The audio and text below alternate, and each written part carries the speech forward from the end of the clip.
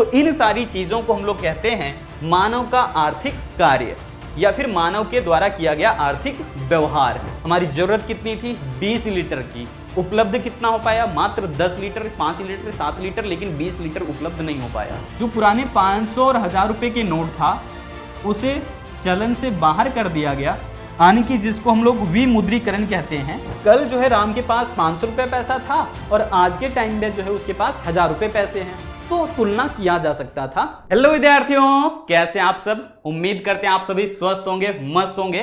आज हम लोग क्लास 11वीं के लिए वन शॉट के अंदर पहले चैप्टर को डिटेल में समझने वाले हैं। बहुत बेहतरीन चैप्टर है जहां से आपको बहुत सारे छोटे छोटे कंसेप्ट सीखने को मिलता है। तो इस चैप्टर पर हम लोग डिटेल में बात करेंगे, हर एक टॉपिक देख लीजिए। सबसे पहले चैप्टर का नाम क्या है? चैप्टर का नाम है परिचय, यानी कि इंट्रोडक्शन। तो परिचय बेहतरीन होना चाहिए, शानदार होना चाहिए, जिससे कि आगे आने वाले कंसेप्ट्स बिल्कुल क्लियर हो जाएं, है ना। तो यहां पर देखो, इस वाले चैप्टर के अंदर सबसे पहले हम लोग बात करेंगे अर्थशास्त्र की परिभाषा के ऊपर कि आखिर अर्थशास्त्र है क्या, है ना। किस तरीके से अर्थशास्त्रियों ने अलग अलग तरीके से परिभाषा दिया है, और उसके बाद आप भी एक अपना सुंदर सा परिभाषा दे सकते हैं। फिर हम लोग आर्थिक एजेंट पर चर्चा करेंगे, जहां पर हम लोग व्यष्टिगत आर्थिक एजेंट और समष्टिगत आर्थिक एजेंट की चर्चा करेंगे, ठीक है। और यहां पर देखिए आर्थिक क्रियाएं और गैर आर्थिक क्रियाएं, यानी कि इकोनॉमिक एक्टिविटी और नॉन इकोनॉमिक एक्टिविटी। एक ऐसा कार्य जो पैसे से संबंधित है, एक ऐसा कार्य जो पैसे से संबंधित नहीं है। तो यहां पर ये सारे टॉपिक हम लोग कवर करेंगे। उसके बाद यहां पर देखिए सांख्यिकी का अर्थ क्या होता है, हम लोग इसी चैप्टर में जानेंगे सांख्यिकी क्या है, किस तरीके से इसे एक वचन और बहुवचन में बताया जाता है, ठीक है। फिर देखिए सांख्यिकी के अध्ययन की अवस्थाएं देखेंगे कि कौन कौन सी अवस्थाएं हैं जो हम लोग सांख्यिकी के अंदर पढ़ते हैं, और उसके ऊपर देखें तो अलग अलग चैप्टर्स बने हुए हैं, ठीक है। और यहां पर देखिए सांख्यिकी की विशेषताएं, और फिर हम लोग बात करेंगे सांख्यिकी का क्षेत्र, यानी कि अध्ययन क्षेत्र, और यहां पर हम लोग इसकी प्रकृति पर भी चर्चा करने वाले हैं। और छोटे छोटे जो टॉपिक्स मिलेंगे वो तो चर्चा होगी ही। तो चलिए इस चैप्टर की शुरुआत करते हैं। मेरा नाम है छोटू कुमार, आप मुझे प्यार से छोटू सर कह सकते हैं। कक्षा 11वीं के लिए ये वन शॉट होने वाली है और बहुत बेहतरीन चैप्टर है। सो एक एक करके सारे चैप्टर्स पर हम लोग चर्चा इसी प्रकार से करने वाले हैं। सबसे पहले ये जान लीजिए कि अर्थ आखिर है क्या, है ना। अर्थशास्त्र कह रहा ना, तो अर्थ का मतलब क्या है? चाणक्य है ना, उन्होंने क्या कहा है कि अर्थ वो है जो प्राप्त ना हो उसे प्राप्त करना, जो प्राप्त हो गया हो उसे संरक्षित करना, यानी कि बचत करना, और जो संरक्षित हो गया हो तो उसे समानता के आधार पर लोगों के बीच में बांटना, है ना। कितनी खूबसूरती के साथ इन्होंने बताया है कि अर्थ दरअसल मतलब क्या है, या फिर अर्थ का मतलब क्या है, या फिर अर्थ का अर्थ क्या है ना। कितना सुंदर बताया है कि अर्थ वो है जो प्राप्त ना हो उसे प्राप्त करना, प्राप्त हो गया हो तो संरक्षित करना, संरक्षित हो गया हो तो समानता के आधार पर बांटना। वास्तविक में अर्थ का मतलब यही है चाणक्य के अनुसार। अब देखिए यहां पर हम जो है ना अर्थशास्त्र को तोड़ देते हैं दो अलग अलग अर्थों में। देखो सबसे पहले हम यहां पर अर्थ का अर्थ जानेंगे। तो अर्थ का अर्थ होता है धन, या फिर कह लीजिए संपत्ति, या फिर संसाधन, ठीक है। तो ये ध्यान रखना, अर्थ का मतलब होता है धन, संपत्ति या संसाधन। लेकिन दूसरा शब्द क्या है? तो शास्त्र। तो यहां पर देखिएगा शास्त्र का मतलब होता है विज्ञान, जिसे हम अंग्रेजी में साइंस कहते हैं, है ना। तो ये हम लोग यहां पर चर्चा तो कर लिए कि भाई अर्थ का मतलब है धन, संपत्ति या संसाधन, लेकिन शास्त्र का मतलब क्या है? विज्ञान। तो हम लोग ये कह सकते हैं कि अर्थशास्त्र धन का विज्ञान है, अर्थशास्त्र संपत्ति का विज्ञान है, या फिर अर्थशास्त्र संसाधन का विज्ञान है, पैसे का विज्ञान है, कह सकते हैं ना। चलो अब यहां पर हम लोग पहले जानते हैं कि किस तरीके से एक अपना परिभाषा हम दे सकते हैं। आप भी अपना परिभाषा लिखिएगा अर्थशास्त्र के लिए। यहां पर देखो हमने कैसे परिभाषित किया है, कह रहे हैं कि ज्ञान की वह शाखा, क्योंकि बहुत सारे सब्जेक्ट हैं दुनिया में, लेकिन बहुत सारे सब्जेक्ट के ज्ञान में एक ज्ञान हमारा क्या होगा? अर्थशास्त्र का। तो कह रहे हैं कि ज्ञान की वह शाखा जिसमें मानव के आर्थिक व्यवहार का अध्ययन किया जाता है, कि मानव जो है कैसे अपने जीवन में आर्थिक व्यवहार कर रहा है, कैसे उत्पादन का कार्य करता है, कैसे उपभोग करता है, या फिर कैसे विनिमय करता है, लेन देन करता है वस्तुओं और सेवाओं का। तो इन सारी चीजों को हम लोग कहते हैं मानव का आर्थिक कार्य या फिर मानव के द्वारा किया गया आर्थिक व्यवहार। ठीक है, तो आर्थिक व्यवहार को यहां पर आप सीधे तौर पर कह सकते हैं मनुष्य के द्वारा किया गया आर्थिक क्रियाएं। तो यहां पर आर्थिक व्यवहार का मतलब है आर्थिक क्रियाएं। ठीक है, तो हम लोग अर्थशास्त्र में मेनली पैसे से संबंधित मामला पढ़ते हैं। पैसे कैसे खर्च करना है, कैसे बचत करने हैं, कहां पर कितना निवेश करना है, तो इन सब की चर्चा अभी आगे होगी। अब देखो दूसरे शब्द में भी हम इसको परिभाषित कर सकते हैं।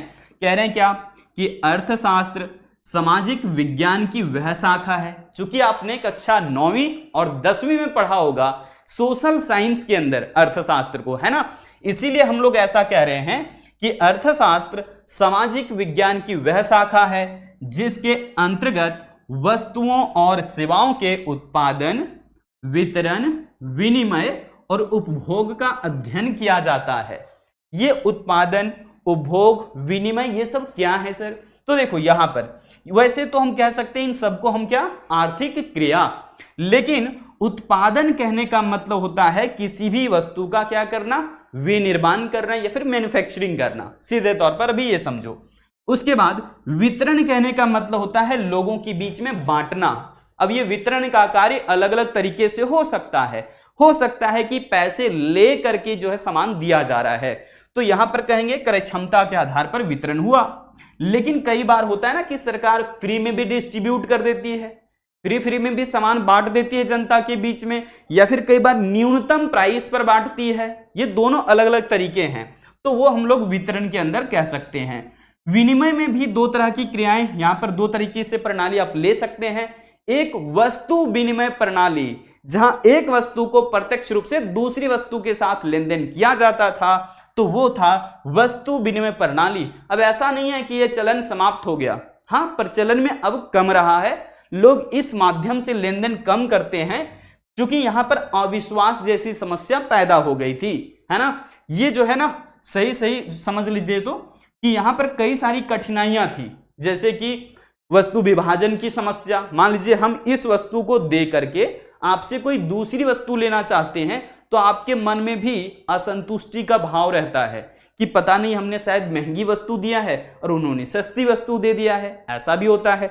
कई बार ऐसा होता है कि मेरे पास तो ये एक ही है, लेकिन मुझे सिर्फ आधे से लेन देन करना है तोड़ करके, तो जैसे ही इसको हम तोड़ देंगे तो इसकी उपयोगिता समाप्त हो जाएगी। तो यहां पर वस्तु विनिमय प्रणाली में ये सारी कठिनाइयां थी जिसकी चर्चा आप लोग क्लास 12 में करोगे।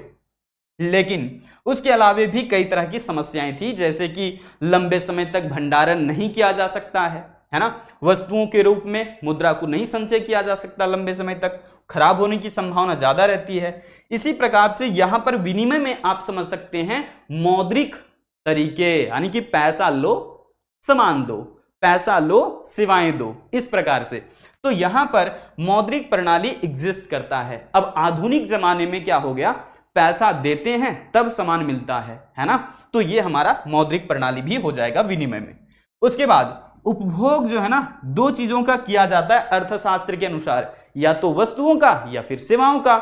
जैसे कि अभी हम देखिए कमीज पहने, दैट मीन्स क्या कह सकते हैं हम कि हमने अपने बदन ढकने के लिए कमीज का प्रयोग किया या फिर इस्तेमाल किया, तो इसका मतलब कमीज का हम उपभोक्ता हो गए। और हम क्या कर रहे हैं, कमीज को उपभोग कर रहे हैं। हमें भूख लगी, हमने खाना खा लिया, फिर रोटी चावल जो भी है वो खा लिया भूख मिटाने के लिए, तो इसका मतलब हमने रोटी का या फिर चावल का उपभोग करा है, ठीक है ना। इसी तरीके से यहाँ पर कई तरह की वस्तुएं और सेवाओं का हम लोग उपभोग करते हैं। आगे इसी लेक्चर के अंदर सब कुछ क्लियर आपका एक करके हो जाएगा। सो यहां पर ध्यान से समझिएगा, क्या कह रहे हैं, रिपीट कर रहे हैं परिभाषा को दोबारा से कि अर्थशास्त्र सामाजिक विज्ञान की वह शाखा है, सामाजिक विज्ञान की वह शाखा जिसके अंतर्गत वस्तुओं और सेवाओं के उत्पादन भी कितनी चीजों का होता है, दो चीजों का होता है, या तो वस्तुओं का या फिर सेवाओं का। अभी देखिए हम सेवा उत्पादन कर रहे हैं आपके लिए, ठीक है। और यहां पर देखो वितरण भी कितनी चीजों का होगा? 2 चीजों का। विनिमय भी कितनी चीजों का? 2, है ना, वस्तु और सेवा। उपभोग कितनी चीजों का होगा? 2 चीजों का होगा। तो ये अर्थशास्त्र के अनुसार ध्यान रखना कि 2 चीजों का हम लोग उत्पादन, वितरण, विनिमय, उपभोग सब कुछ करते हैं। एक है वस्तु और दूसरा सेवा। वस्तु वो होता है जो भौतिक रूप में हमें दिखाई देता है, जिसे हम छू सकते हैं। देखिए ये भौतिक वस्तु है, छू सकते हैं। ये भी भौतिक वस्तु है, छू सकते हैं। पीछे डिजिटल पैनल है, छू सकते हैं। ये सब क्या है? भौतिक वस्तुएं हैं। ठीक है, तो सीधे तौर पर वस्तु कह सकते हैं। लेकिन कुछ सेवाएं होती है जिसे छुआ नहीं जा सकता, सिर्फ महसूस किया जा सकता है। जैसे शिक्षक की सेवाएं, डॉक्टर की सेवाएं, है ना, ये सब क्या होता है? ये भी हमारी जरूरतों को पूरा करता है, लेकिन हम इसे अभौतिक वस्तु कहेंगे क्योंकि सेवाएं स्पष्ट रूप से दिखाई नहीं देता, इसलिए क्या बोलेंगे? सेवाओं को अभौतिक वस्तु। क्लियर है? चलो भाई, चलो आगे बढ़ते हैं। अब यहां पर देखिए कैसे कैसे परिभाषा आया अर्थशास्त्र के लिए अलग अलग तरीके से, और यहां से सवाल आपको जरूर परीक्षा में पूछे जाते हैं। एक एक चीजों को नोट डाउन करना और धीरे धीरे करके सीखना चीजों को। सबसे पहले धन से संबंधित परिभाषा आया। धन संबंधी परिभाषा में सर्वश्रेष्ठ यहां पर देखेंगे, सबसे पहले परिभाषा आया है एडम स्मिथ साहब का। इनका जन्म 1723 में हुआ और मृत्यु 1790 में हो गई। हमारे एडम स्मिथ साहब को ना यहां पर ध्यान रखिएगा, अर्थशास्त्र का जनक कहा जाता है। फादर ऑफ इकोनॉमिक्स किनको कहते हैं? एडम स्मिथ को, है ना। Adam Smith father of economics के नाम से जाने जाते हैं। इन्होंने बहुत सुंदर सा किताब लिखा जिसका नाम है an inquiry into the nature and causes of the wealth of nations. Sir इतना लंबा मुझे किताब का नाम याद नहीं रहता, मैं क्या करूं? तो देखो यहां पर आप शॉर्ट में ध्यान रख सकते हैं, द वेल्थ ऑफ नेशंस। और ये किताब कब छपा था? 1776 ईस्वी में। Wealth of nation Adam Smith की किताब है, 1776 में प्रकाशित हुआ। और इसी किताब के अंदर इन्होंने कहा कि अर्थशास्त्र धन का विज्ञान है। क्या कहा? अर्थशास्त्र क्या है? धन का विज्ञान है, पैसे का विज्ञान है। लेकिन इतनी मात्र कहने से ये लोग जो है अलग अलग तर्क देने लगे कि अच्छा एक ऐसा विज्ञान है जो पैसे कमाने के लिए सिखाता है, तो पैसे कमाने के सही तरीके भी होते हैं, गलत तरीके भी होते हैं। एक वैसा तरीका जिसे पूरे समाज में मान्यता मिल जाती है, लेकिन एक वैसा पैसे कमाने के तरीके जिसे समाज कभी स्वीकार नहीं करता। जैसे मान लो कि देश के भीतर हम लोग जो सामान्य तौर पर आर्थिक क्रियाएं करते हैं, चाहे तो उत्पादन, वितरण, उपभोग जो भी हो, ये सब संवैधानिक मान्यता है एक देश के भीतर कि हम ये सारी क्रियाएं कर सकते हैं। हाँ, किसी किसी क्रिया पर हो सकता है थोड़ा बहुत प्रतिबंध हो, लेकिन सोच करके देखिए कि आज जिस प्रकार से फिल्मों में नेगेटिविटी के साथ चीजें प्रेजेंट करी जाती है ना, कि सुपारी लेकर के भी पैसे कमा रहे लोग, तो ये तरीका गलत है और लोग यही तर्क निकाल रहे थे। ठीक है ना। तो यहां पर इनका कहने का मतलब है कि अर्थशास्त्र धन का विज्ञान है, धन संबंधी क्रियाओं का अध्ययन करता है, लेकिन लोग क्या क्या तर्क निकालने लगे थे, है ना। चलिए अब आगे बात करते हैं। तो ध्यान रखिएगा, एडम स्मिथ ने चूंकि सबसे पहले परिभाषा दिया अर्थशास्त्र को, और क्या कहा कि अर्थशास्त्र धन का विज्ञान है। सो इन्हीं को हम लोग आधुनिक अर्थशास्त्र का पितामह भी कहते हैं। फादर ऑफ मॉडर्न इकोनॉमिक्स भी एडम स्मिथ को ही कहा जाता है। लेकिन यह भी आपको ध्यान रखना होगा कि अर्थशास्त्र के नाम से एक किताब आया था। ठीक है, अर्थशास्त्र के नाम से एक किताब आया था और उस किताब के रचयिता कौन थे? चाणक्य। ठीक है, कई बार ये ऑप्शन में भी दे देता है कि अर्थशास्त्र किसने लिखा है, तो ये मत कह देना कि एडम स्मिथ ने लिखा है। नहीं, इन्होंने अर्थशास्त्र नहीं लिखा है, बल्कि ये अर्थशास्त्र के जनक हैं। जो हम लोग इकोनॉमिक्स पढ़ रहे हैं ना, उनके जनक ये हैं, फादर ऑफ इकोनॉमिक्स ये हैं। लेकिन अर्थशास्त्र एक किताब का ही नाम था, है ना। अर्थशास्त्र एक किताब का ही नाम था जिनको लिखा था चाणक्य ने। समझ गए? बात क्लियर है? चलते हैं आगे। देखो अब हम लोग दूसरी परिभाषा पर जाते हैं।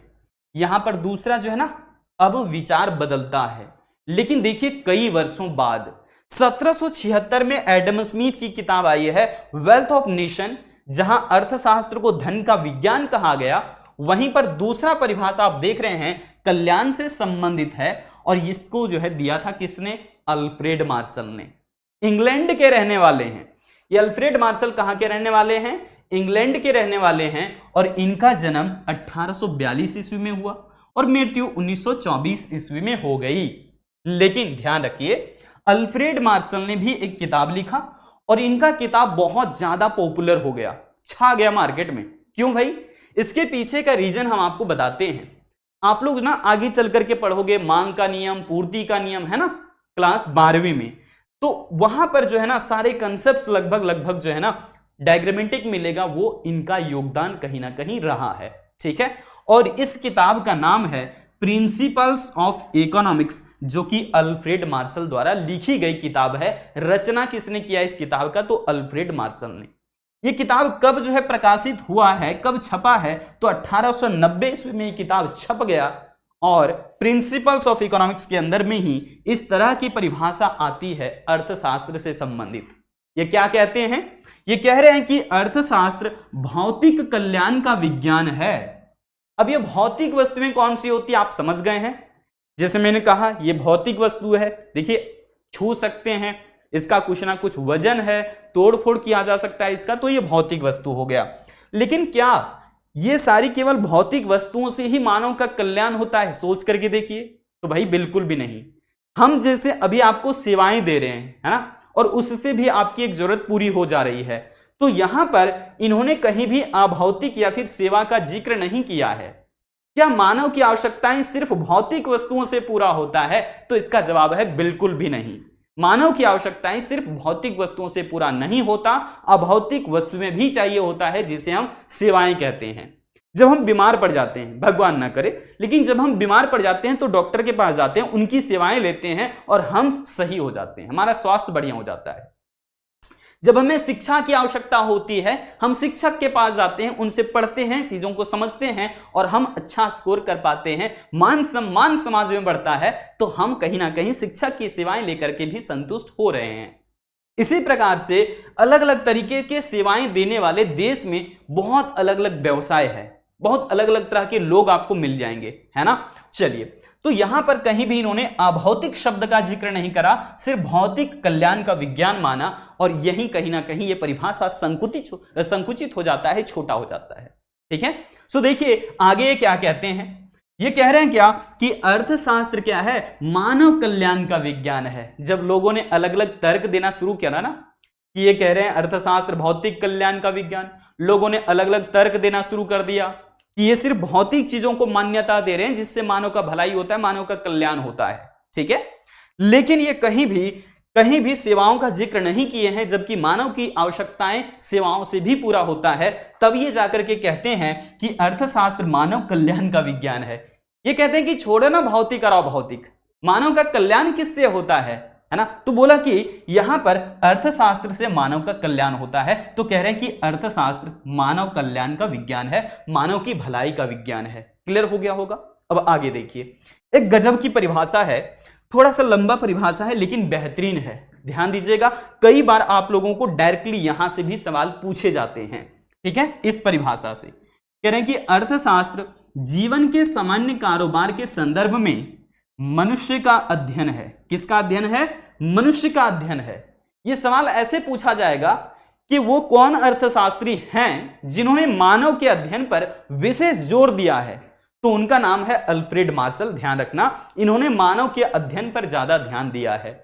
इन्होंने कहा कि पैसा महत्वपूर्ण है ही, हम मानते हैं, लेकिन पैसे से कहीं ज्यादा महत्वपूर्ण है मानव का व्यवहार, है ना, ह्यूमन बिहेवियर ज्यादा इंपॉर्टेंट है। सो इन्होंने क्या कहा कि अर्थशास्त्र जीवन के सामान्य कारोबार के संदर्भ में, जीवन का सामान्य कारोबार कहने का मतलब आर्थिक कार्य होता है, ध्यान रखिएगा। कई बार यहां से भी सवाल पूछे गए हैं कि जीवन के सामान्य कारोबार का क्या अर्थ होता है। तो जीवन के सामान्य कारोबार का मतलब होता है मनुष्य के द्वारा किया गया आर्थिक कार्य या फिर इकोनॉमिक एक्टिविटी। क्लियर है? तो इन्होंने इस प्रकार से डेफिनेशन दे दिया, लेकिन पूछा जब जाएगा सवाल में तो ऐसे रहेगा कि किस अर्थशास्त्री ने मानव के अध्ययन पर विशेष जोर दिया है, तो उनका नाम है अल्फ्रेड मार्शल। कहां के रहने वाले हैं? इंग्लैंड के रहने वाले हैं। ठीक है, और अल्फ्रेड मार्शल कहां के रहने वाले हैं? तो ये स्कॉटलैंड के रहने वाले हैं, स्कॉटलैंड। ठीक है, स्कॉटलैंड के रहने वाले हैं। क्लियर है? चलो भाई चलो आगे बढ़ते हैं, है ना। अब आगे बढ़ते हैं। देखो इन्होंने, हमने कहा ये इंग्लैंड के रहने वाले हैं, ठीक है, इंग्लैंड अर्थशास्त्री, बहुत बढ़िया। चलिए अब आते हैं आगे।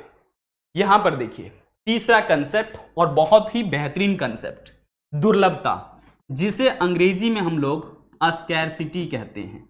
और स्कैरसिटी का मतलब होता है जब किसी वस्तु या संसाधन की मांग ज्यादा हो लेकिन उसकी पूर्ति कम पड़ जाए तो इसी चीज को दुर्लभता कहा जाता है।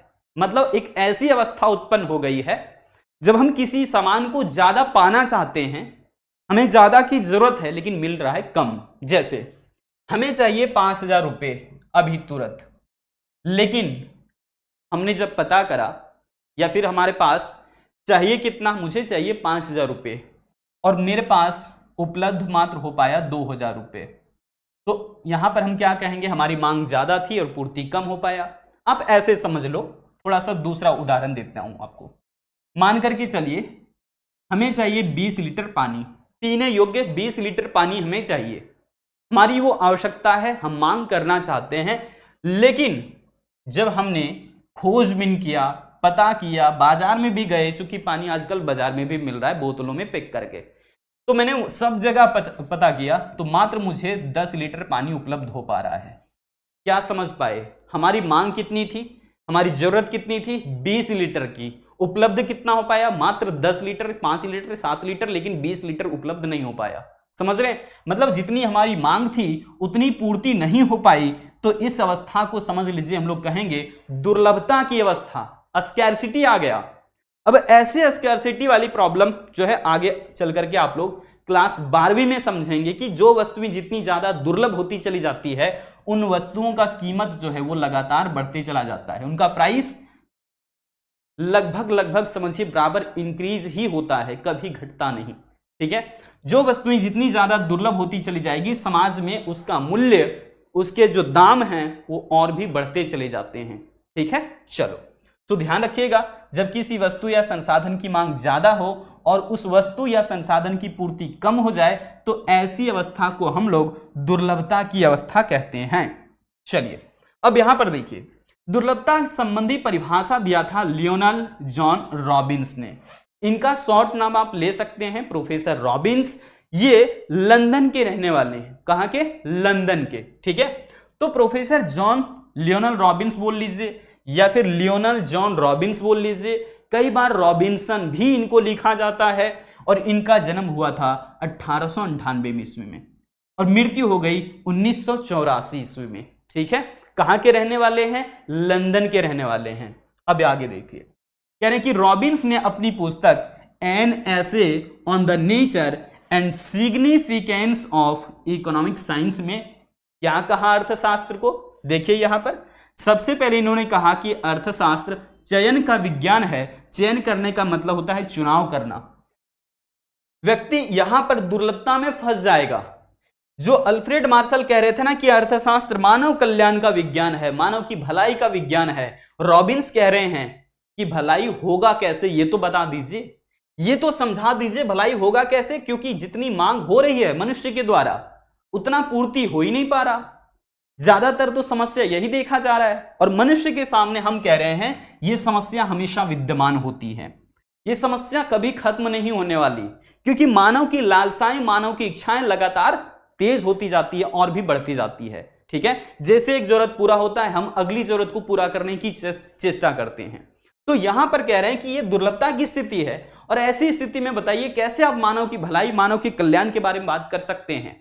तो उन्हें समस्या ये झेलना पड़ेगा जिसको हम चयन कह रहे हैं या फिर चुनाव कह रहे हैं, यानी कि जब कभी भी मानव के सामने दुर्लभता जैसी समस्या उत्पन्न हो जाती है तो उसे चुनाव करना पड़ेगा।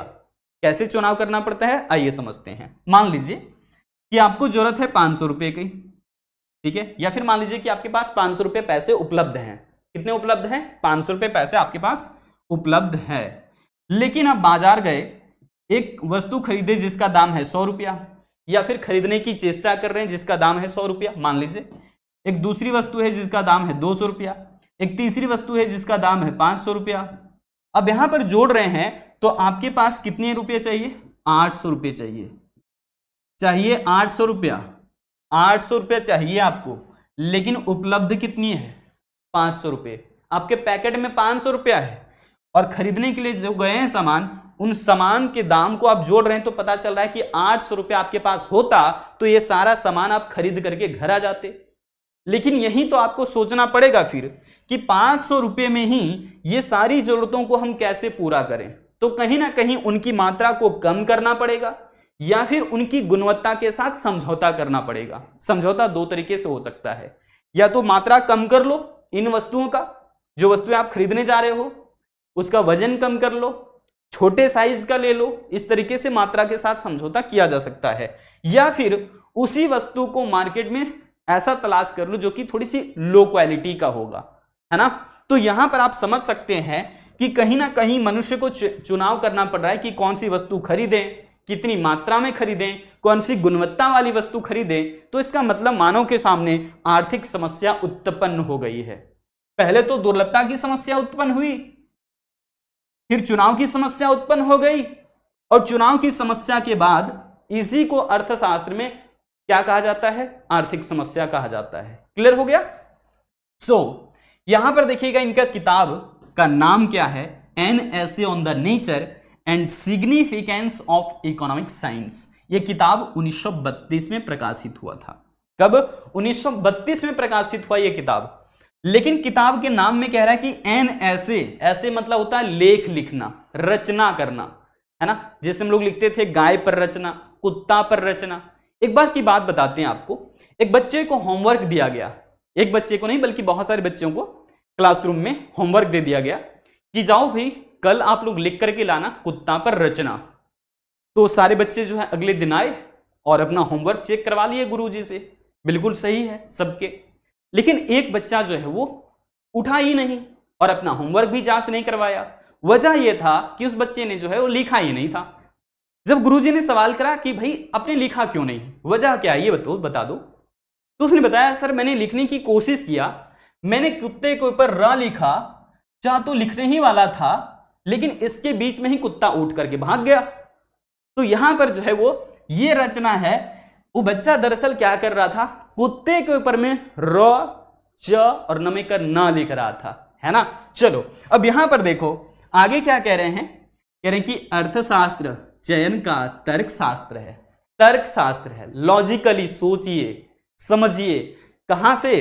अर्थशास्त्र से। क्यों सोचना पड़ रहा है? यहां पर देखिए मजबूर हो जाते हैं जब आप किसी वस्तु को मांग कर रहे हैं बाजार में और उस वस्तु का दाम या फिर उन वस्तुओं का दाम ज्यादा है, उतना पैसा आपके पास है भी नहीं, तो अब आपको चुनाव की समस्या का सामना करना पड़ता है। अब आपको लॉजिकली सोचना पड़ता है, मतलब हकीकत जीवन में रह करके सोचना पड़ता है कि कौन सी वस्तु खरीदें कौन सा ना खरीदें, किसकी हमें आवश्यकता ज्यादा तेज है।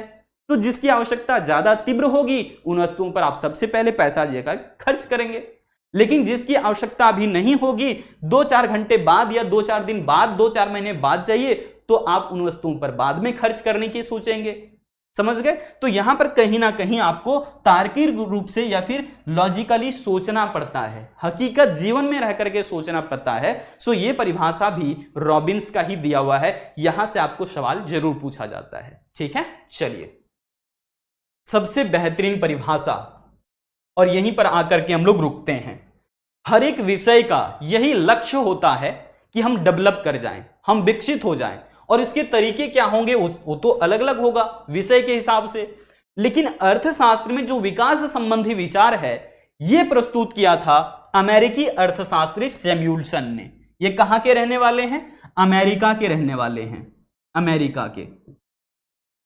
ठीक है, ध्यान रखिएगा, ये अमेरिकन अर्थशास्त्री हैं।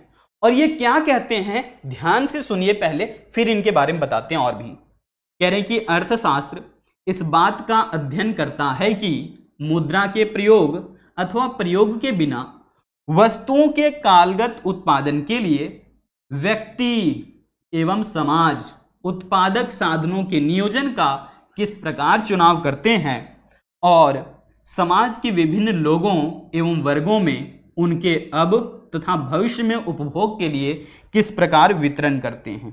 देखिए, सारी चीजों पर इन्होंने एक साथ में चर्चा कर दिया और एक लंबी सी परिभाषा जो है इन्होंने दिया हुआ है। तो ये परिभाषा तो कभी भी परीक्षा में नहीं पूछा गया है, लेकिन इतना लंबा जो परिभाषा लिखा हुआ है इसका असल में क्या तात्पर्य है, आइए समझते हैं। सबसे पहले यहां पर देखिएगा तो इनकी परिभाषा में ऐसा आपको लगेगा कि सारी परिभाषाओं का निचोड़ है, सभी परिभाषाओं से कुछ ना कुछ चीजों को उठा लिया गया है और जोड़ जाड़ करके एक लंबी से परिभाषा तैयार कर दी गई है। विशेष बात यह है कि ये वर्तमान यानी कि अभी की चिंता करते ही ये भविष्य की भी चिंता करते हैं और यही कहीं ना कहीं हम विकास की धारणा के साथ इसको जोड़ देते हैं। ठीक है, देखो इन्होंने क्या कहा है, कह रहे हैं कि अर्थशास्त्र इस बात का अध्ययन करता है कि मुद्रा के प्रयोग अथवा प्रयोग के बिना, अगर मुद्रा के प्रयोग की बात कर रहे हैं इसका मतलब एडम स्मिथ से संबंधित परिभाषा आ गया, जहां वो कह रहे थे कि अर्थशास्त्र धन का विज्ञान है, पैसे का विज्ञान है। लेकिन आगे कह रहे हैं कि प्रयोग के बिना, मतलब जहां पैसे का प्रयोग नहीं भी होता है उसका भी अध्ययन अर्थशास्त्र करता है। ठीक है, तो यहां पर देखें आगे कह रहे हैं कि कालगत उत्पादन के लिए, मतलब समय के साथ उत्पादन के लिए व्यक्ति को भी और समाज को भी, अभी रॉबिन्स की परिभाषा में आपको दिखा कि व्यक्ति को चयन की समस्या का सामना करना पड़ता है, लेकिन ये क्या, अब ये सैमुअल्सन क्या कहते हैं, सैमुअल्सन का कहना है कि व्यक्ति को भी चुनाव करना पड़ेगा और साथ साथ में पूरे समाज को, पूरी सोसाइटी को भी चयन की समस्या झेलना पड़ता है, सामना करना पड़ता है। ठीक है, एक हम लोग व्यक्ति के पास जब चयन की समस्या देखते हैं तो आर्थिक समस्या कहते हैं, लेकिन समस्या जब, चुनाव की समस्या जब पूरे समाज में, पूरे देश में हो जाता है तो हम लोग उसको केंद्रीय आर्थिक समस्या कहते हैं, जो सारी चीजें आगे चल करके आप लोग पढ़ोगे। तो यहां पर ये चिंता की ये व्यक्ति को भी चुनाव करना पड़ेगा, समाज को भी चुनाव करना पड़ेगा, और चूंकि संसाधन सीमित हैं, यही तो बात है ना, तो संसाधन सीमित है तो उत्पादक साधनों का, है ना, उत्पादक साधन मतलब भूमि, है ना, इसी प्रकार से मजदूर, पूंजी, साहसी, संगठन, उत्पादन के जितने भी साधन हैं सभी साधनों का चुनाव जो है करना पड़ेगा, क्योंकि आप इसको उत्पादन की प्रक्रिया में लगाएंगे तो आपको सोचना पड़ेगा किस वस्तु के लिए कितना उत्पादन का साधन कहां लगा दें, ये चयन करना पड़ेगा। तो केवल व्यक्ति को नहीं बल्कि समाज को भी चुनाव की समस्या का सामना करना पड़ता है। अगर उससे आपने वस्तु और सेवा तैयार कर लिया तो उन वस्तुओं और सेवाओं को विभिन्न लोगों के बीच में या फिर समाज के विभिन्न वर्गों के बीच में उनका अभी और भविष्य में उपभोग के लिए कैसे वितरण करेंगे, कैसे बांटेंगे, इसकी चिंता हो रही है। तो यहां पर इन्होंने जो है ना अपने बात को भविष्य के साथ जोड़ दिया है और इसीलिए हम लोग यहां पर कहेंगे कि ये विकास संबंधी परिभाषा दिया है। सैमुअल्सन ने एक अमेरिकन अर्थशास्त्री हैं और इनका जन्म हुआ है 1915 ईस्वी में और इनकी मृत्यु हो गई 2009 ईस्वी में। एक आधुनिक अर्थशास्त्री हैं और इन्होंने अपना एक किताब लिखा था, उसका नाम है इकोनॉमिक्स। किताब का ही नाम है इकोनॉमिक्स। ध्यान रखना, पीछे मैंने अर्थशास्त्र बताया है तो यहां पर हिंदी से ही नाम दिया गया था अर्थशास्त्र, लेकिन ये जो सैमुअल्सन है, सैमुअल्सन साहब जो है वो अपना किताब का नाम क्या दिए हुए हैं, इकोनॉमिक्स। और ये किताब कब प्रकाशित हुआ है, तो 1948 में, 1948 ईस्वी में। ठीक है, तो ये चीजें यहां से ध्यान रखना होगा केवल कि पॉल सैमुअल्सन ने जो है वो विकास संबंधी परिभाषा दिया है, डेफिनेशन ओरिएंटेड परिभाषा दिया है। ठीक है, चलो अब आगे की चर्चा यहां से प्रश्नों के साथ, बहुत जवाब देना है आपको। कह रहे हैं कि अर्थशास्त्र का जनक किसे कहा जाता है। अर्थशास्त्र का जनक हम लोग किसको कहते हैं भाई, एडम स्मिथ को कहते हैं। अगला परिभाषा से संबंधित है, देखो कह रहे हैं कि वेल्थ ऑफ नेशन, अच्छा किताब की बात है, कह रहे हैं वेल्थ ऑफ नेशन पुस्तक के लेखक कौन है। वेल्थ ऑफ नेशन एक किताब है, आपको मैंने बताया, और ये किताब जो है 1776 ईस्वी में छपा है और इनके लेखक या फिर रचयिता कौन है, तो एडम स्मिथ साहब हैं, जिनको हम लोग अर्थशास्त्र का जनक कहते हैं। आगे देखिए, एडम स्मिथ द्वारा रचित पुस्तक वेल्थ ऑफ नेशंस किस वर्ष प्रकाशित हुआ था, मैंने अभी बताया है 1776 ईस्वी में ये किताब छपा था, जिसका पूरा नाम क्या है, एन इंक्वायरी। फिर से मेंशन कर रहे हैं, ध्यान दीजिएगा, an inquiry into the nature, है ना, an inquiry into the nature and causes of the wealth of nations, ये था पूरा किताब का नाम। और यही किताब जो है छपा था 1776 ईस्वी में, ध्यान रखिएगा। ठीक है, चलिए आगे देखिए। कह रहे कि किसने कहा अर्थशास्त्र धन का विज्ञान है? किसने परिभाषा दिया ये कि अर्थशास्त्र धन का विज्ञान है, पैसे का विज्ञान है? तो ऐसा कहा था एडम स्मिथ ने। ठीक है, कई बार धन के स्थान पर जो है ना, धन के स्थान पर संपत्ति लिख देगा तो घबराइएगा नहीं। ठीक है, कई बार ऐसे मेंशन कर दिया जाता है कि अर्थशास्त्र संपत्ति का विज्ञान है। किसने कहा है? तो भी सही जवाब क्या होगा? एडम स्मिथ, जिन्हें हम अर्थशास्त्र का जनक कहते हैं। आगे देखिए, कह रहे हैं कि प्रिंसिपल्स ऑफ इकोनॉमिक्स, ये किताब तो हमें मालूम है कब छपा है, तो 1932 ईस्वी में, सॉरी प्रिंसिपल्स ऑफ इकोनॉमिक्स है 1890 ईस्वी में। और प्रिंसिपल्स ऑफ इकोनॉमिक्स की रचना किसने किया है? तो इसका सही जवाब हो जाएगा अल्फ्रेड मार्शल। अल्फ्रेड मार्शल ने प्रिंसिपल्स ऑफ इकोनॉमिक्स की रचना किया है और प्रिंसिपल्स ऑफ इकोनॉमिक्स 1890 ईस्वी में प्रकाशित हुआ है। ठीक है, चलो आगे आइए। यहां पर देखिए, कह रहे हैं कि किसने कहा अर्थशास्त्र मानव कल्याण का विज्ञान है? तो आपको सिर्फ इतना ध्यान रखना है कि ये जो मानव का बात जोड़ा गया है ना, ये अल्फ्रेड मार्शल ने कहा है। और कई बार यहां पर लिख देता है अर्थशास्त्र भौतिक कल्याण का विज्ञान है, तो घबराइएगा नहीं। ठीक है, कई बार लिख देगा कि अर्थशास्त्र भौतिक कल्याण का विज्ञान है, तो ये भी परिभाषा दिया था मार्शल ने, या फिर अर्थशास्त्र मानव कल्याण का विज्ञान है, ये भी परिभाषा दिया है अल्फ्रेड मार्शल ने। ठीक है, चलो आगे देखिए। कह रहे हैं कि अर्थशास्त्र जीवन के सामान्य कारोबार के संदर्भ में मनुष्य का अध्ययन है। यह कथन किस अर्थशास्त्री का है? ये किस अर्थशास्त्री ने कहा था कि अर्थशास्त्र जीवन के सामान्य कारोबार के संदर्भ में मनुष्य का अध्ययन है? फिर से कह रहे हैं, इस वाले वर्ड को पकड़ लेना, सही जवाब हो जाएगा अल्फ्रेड मार्शल। क्लियर? चलो आगे बढ़ते हैं। एक देखिए किताब का नाम आ गया, an essay on the nature and significance of economic science. ये किताब कब छपा था सबसे पहले बताइए? तो यहां पर ये जो सिग्निफिकेंस ऑफ इकोनॉमिक साइंस है, ये 1932 ईस्वी में प्रकाशित हुआ है। ये किताब कब छपा है? 1932 ईस्वी में, सिग्निफिकेंस ऑफ इकोनॉमिक साइंस। और ये रॉबिन्स की किताब है, ध्यान रखिएगा। रॉबिन्स कहां के रहने वाले हैं? लंदन के रहने वाले हैं। ठीक है, लंदन स्कूल ऑफ इकोनॉमिक्स से प्रोफेसर रह चुके हैं।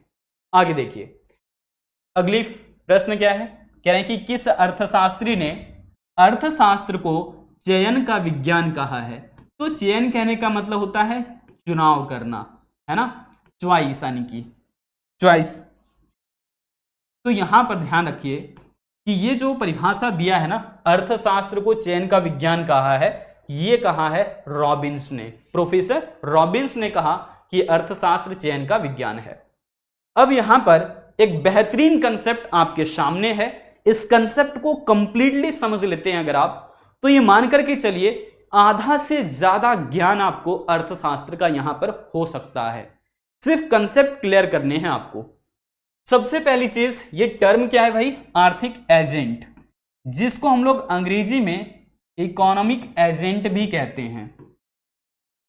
इकोनॉमिक एजेंट हो गया। मान लो कि मुझे पापा ने 500 रुपए पैसे दिए।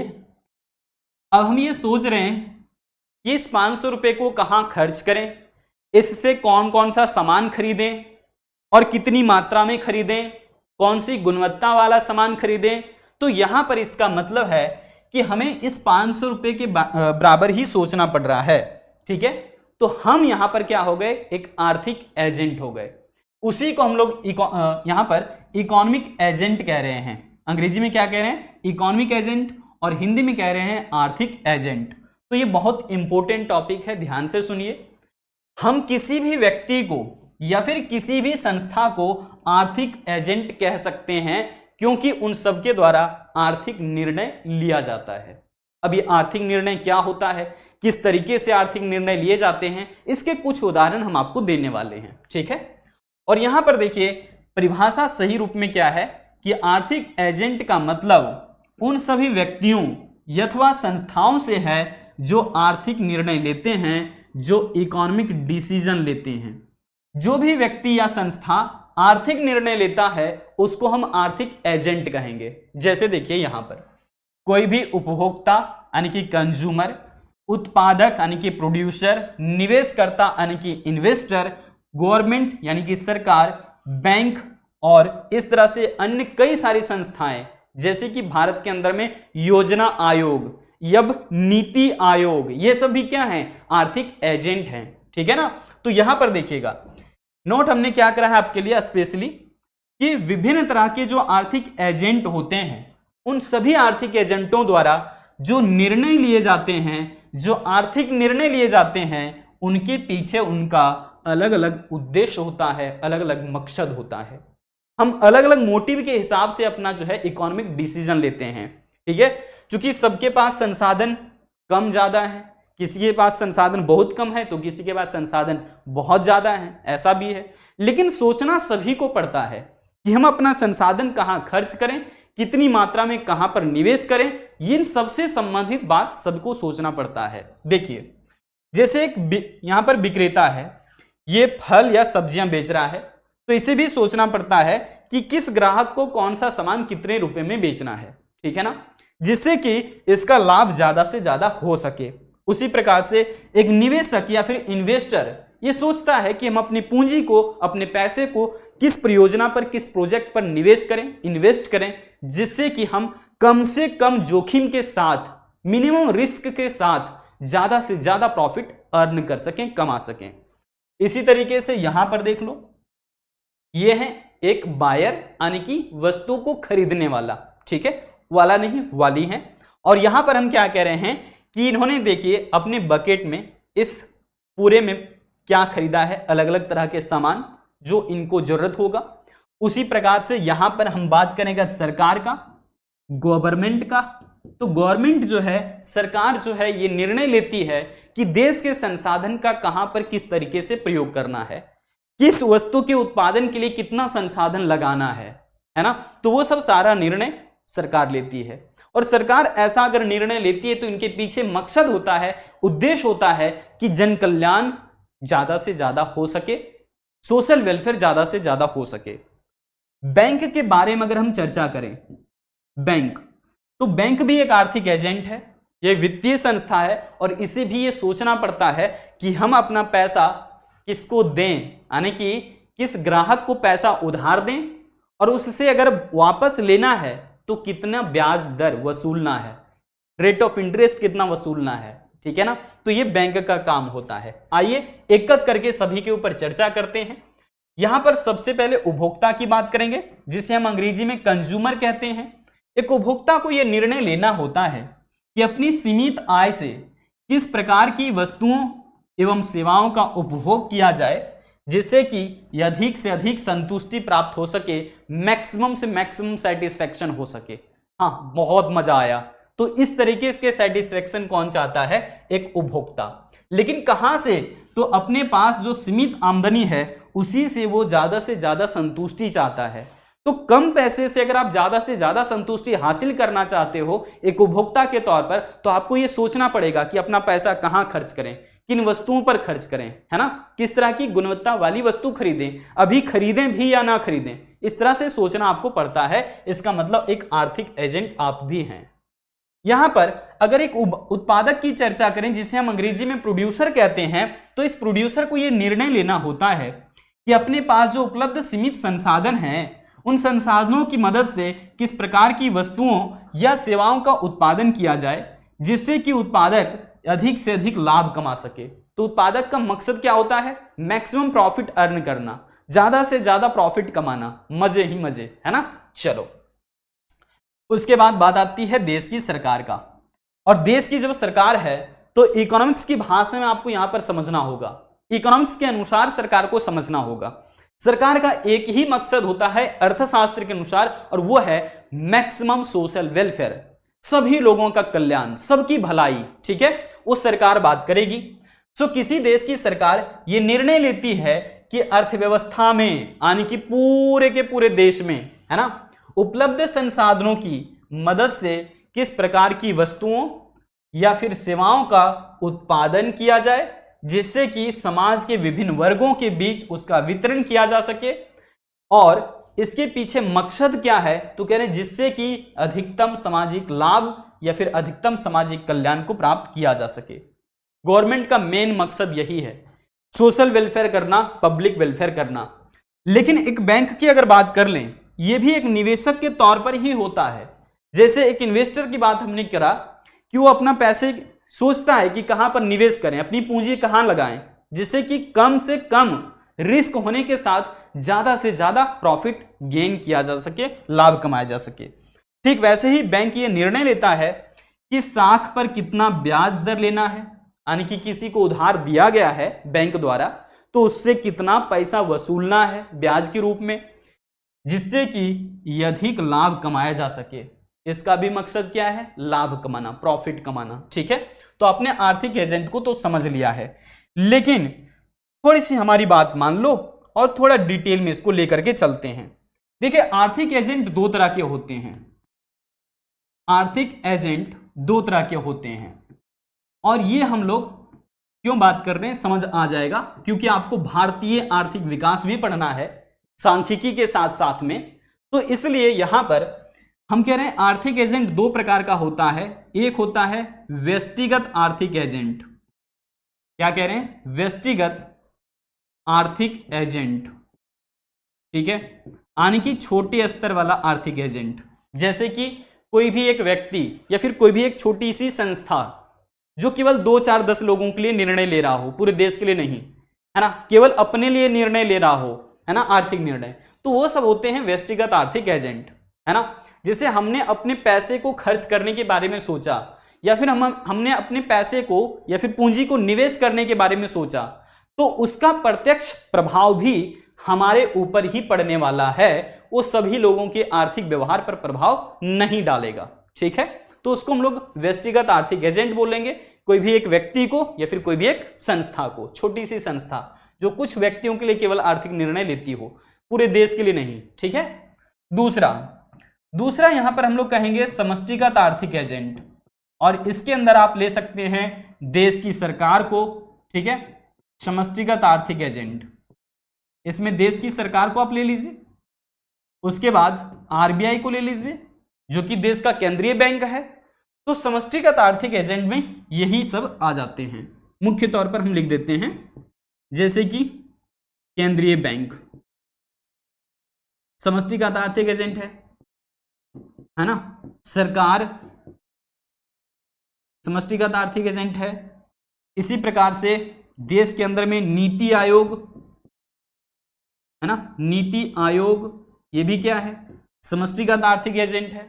योजना आयोग पहले था, वो भी समष्टिगत आर्थिक एजेंट है, जो पूरे देश के लिए, है ना, या फिर पूरे विश्व के लिए आर्थिक निर्णय लेता हो।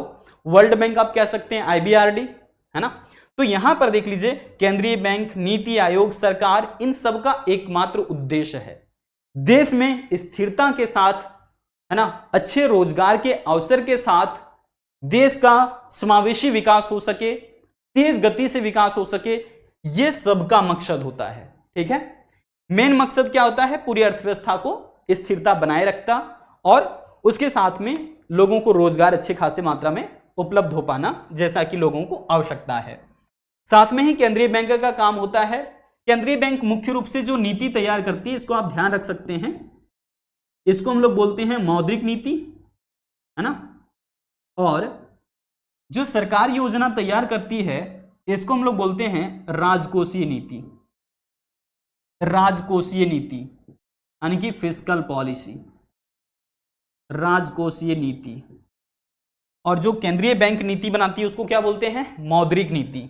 ठीक है, अब सरकार ने चूंकि एक बड़ा फैसला लिया था, है ना, आरबीआई के हाथों, क्या हुआ था, 8 नवंबर 2016 को अचानक से आधी रात को, है ना, मन क्यों बहका रे बहका, आधी रात को नोटबंदी हो गई।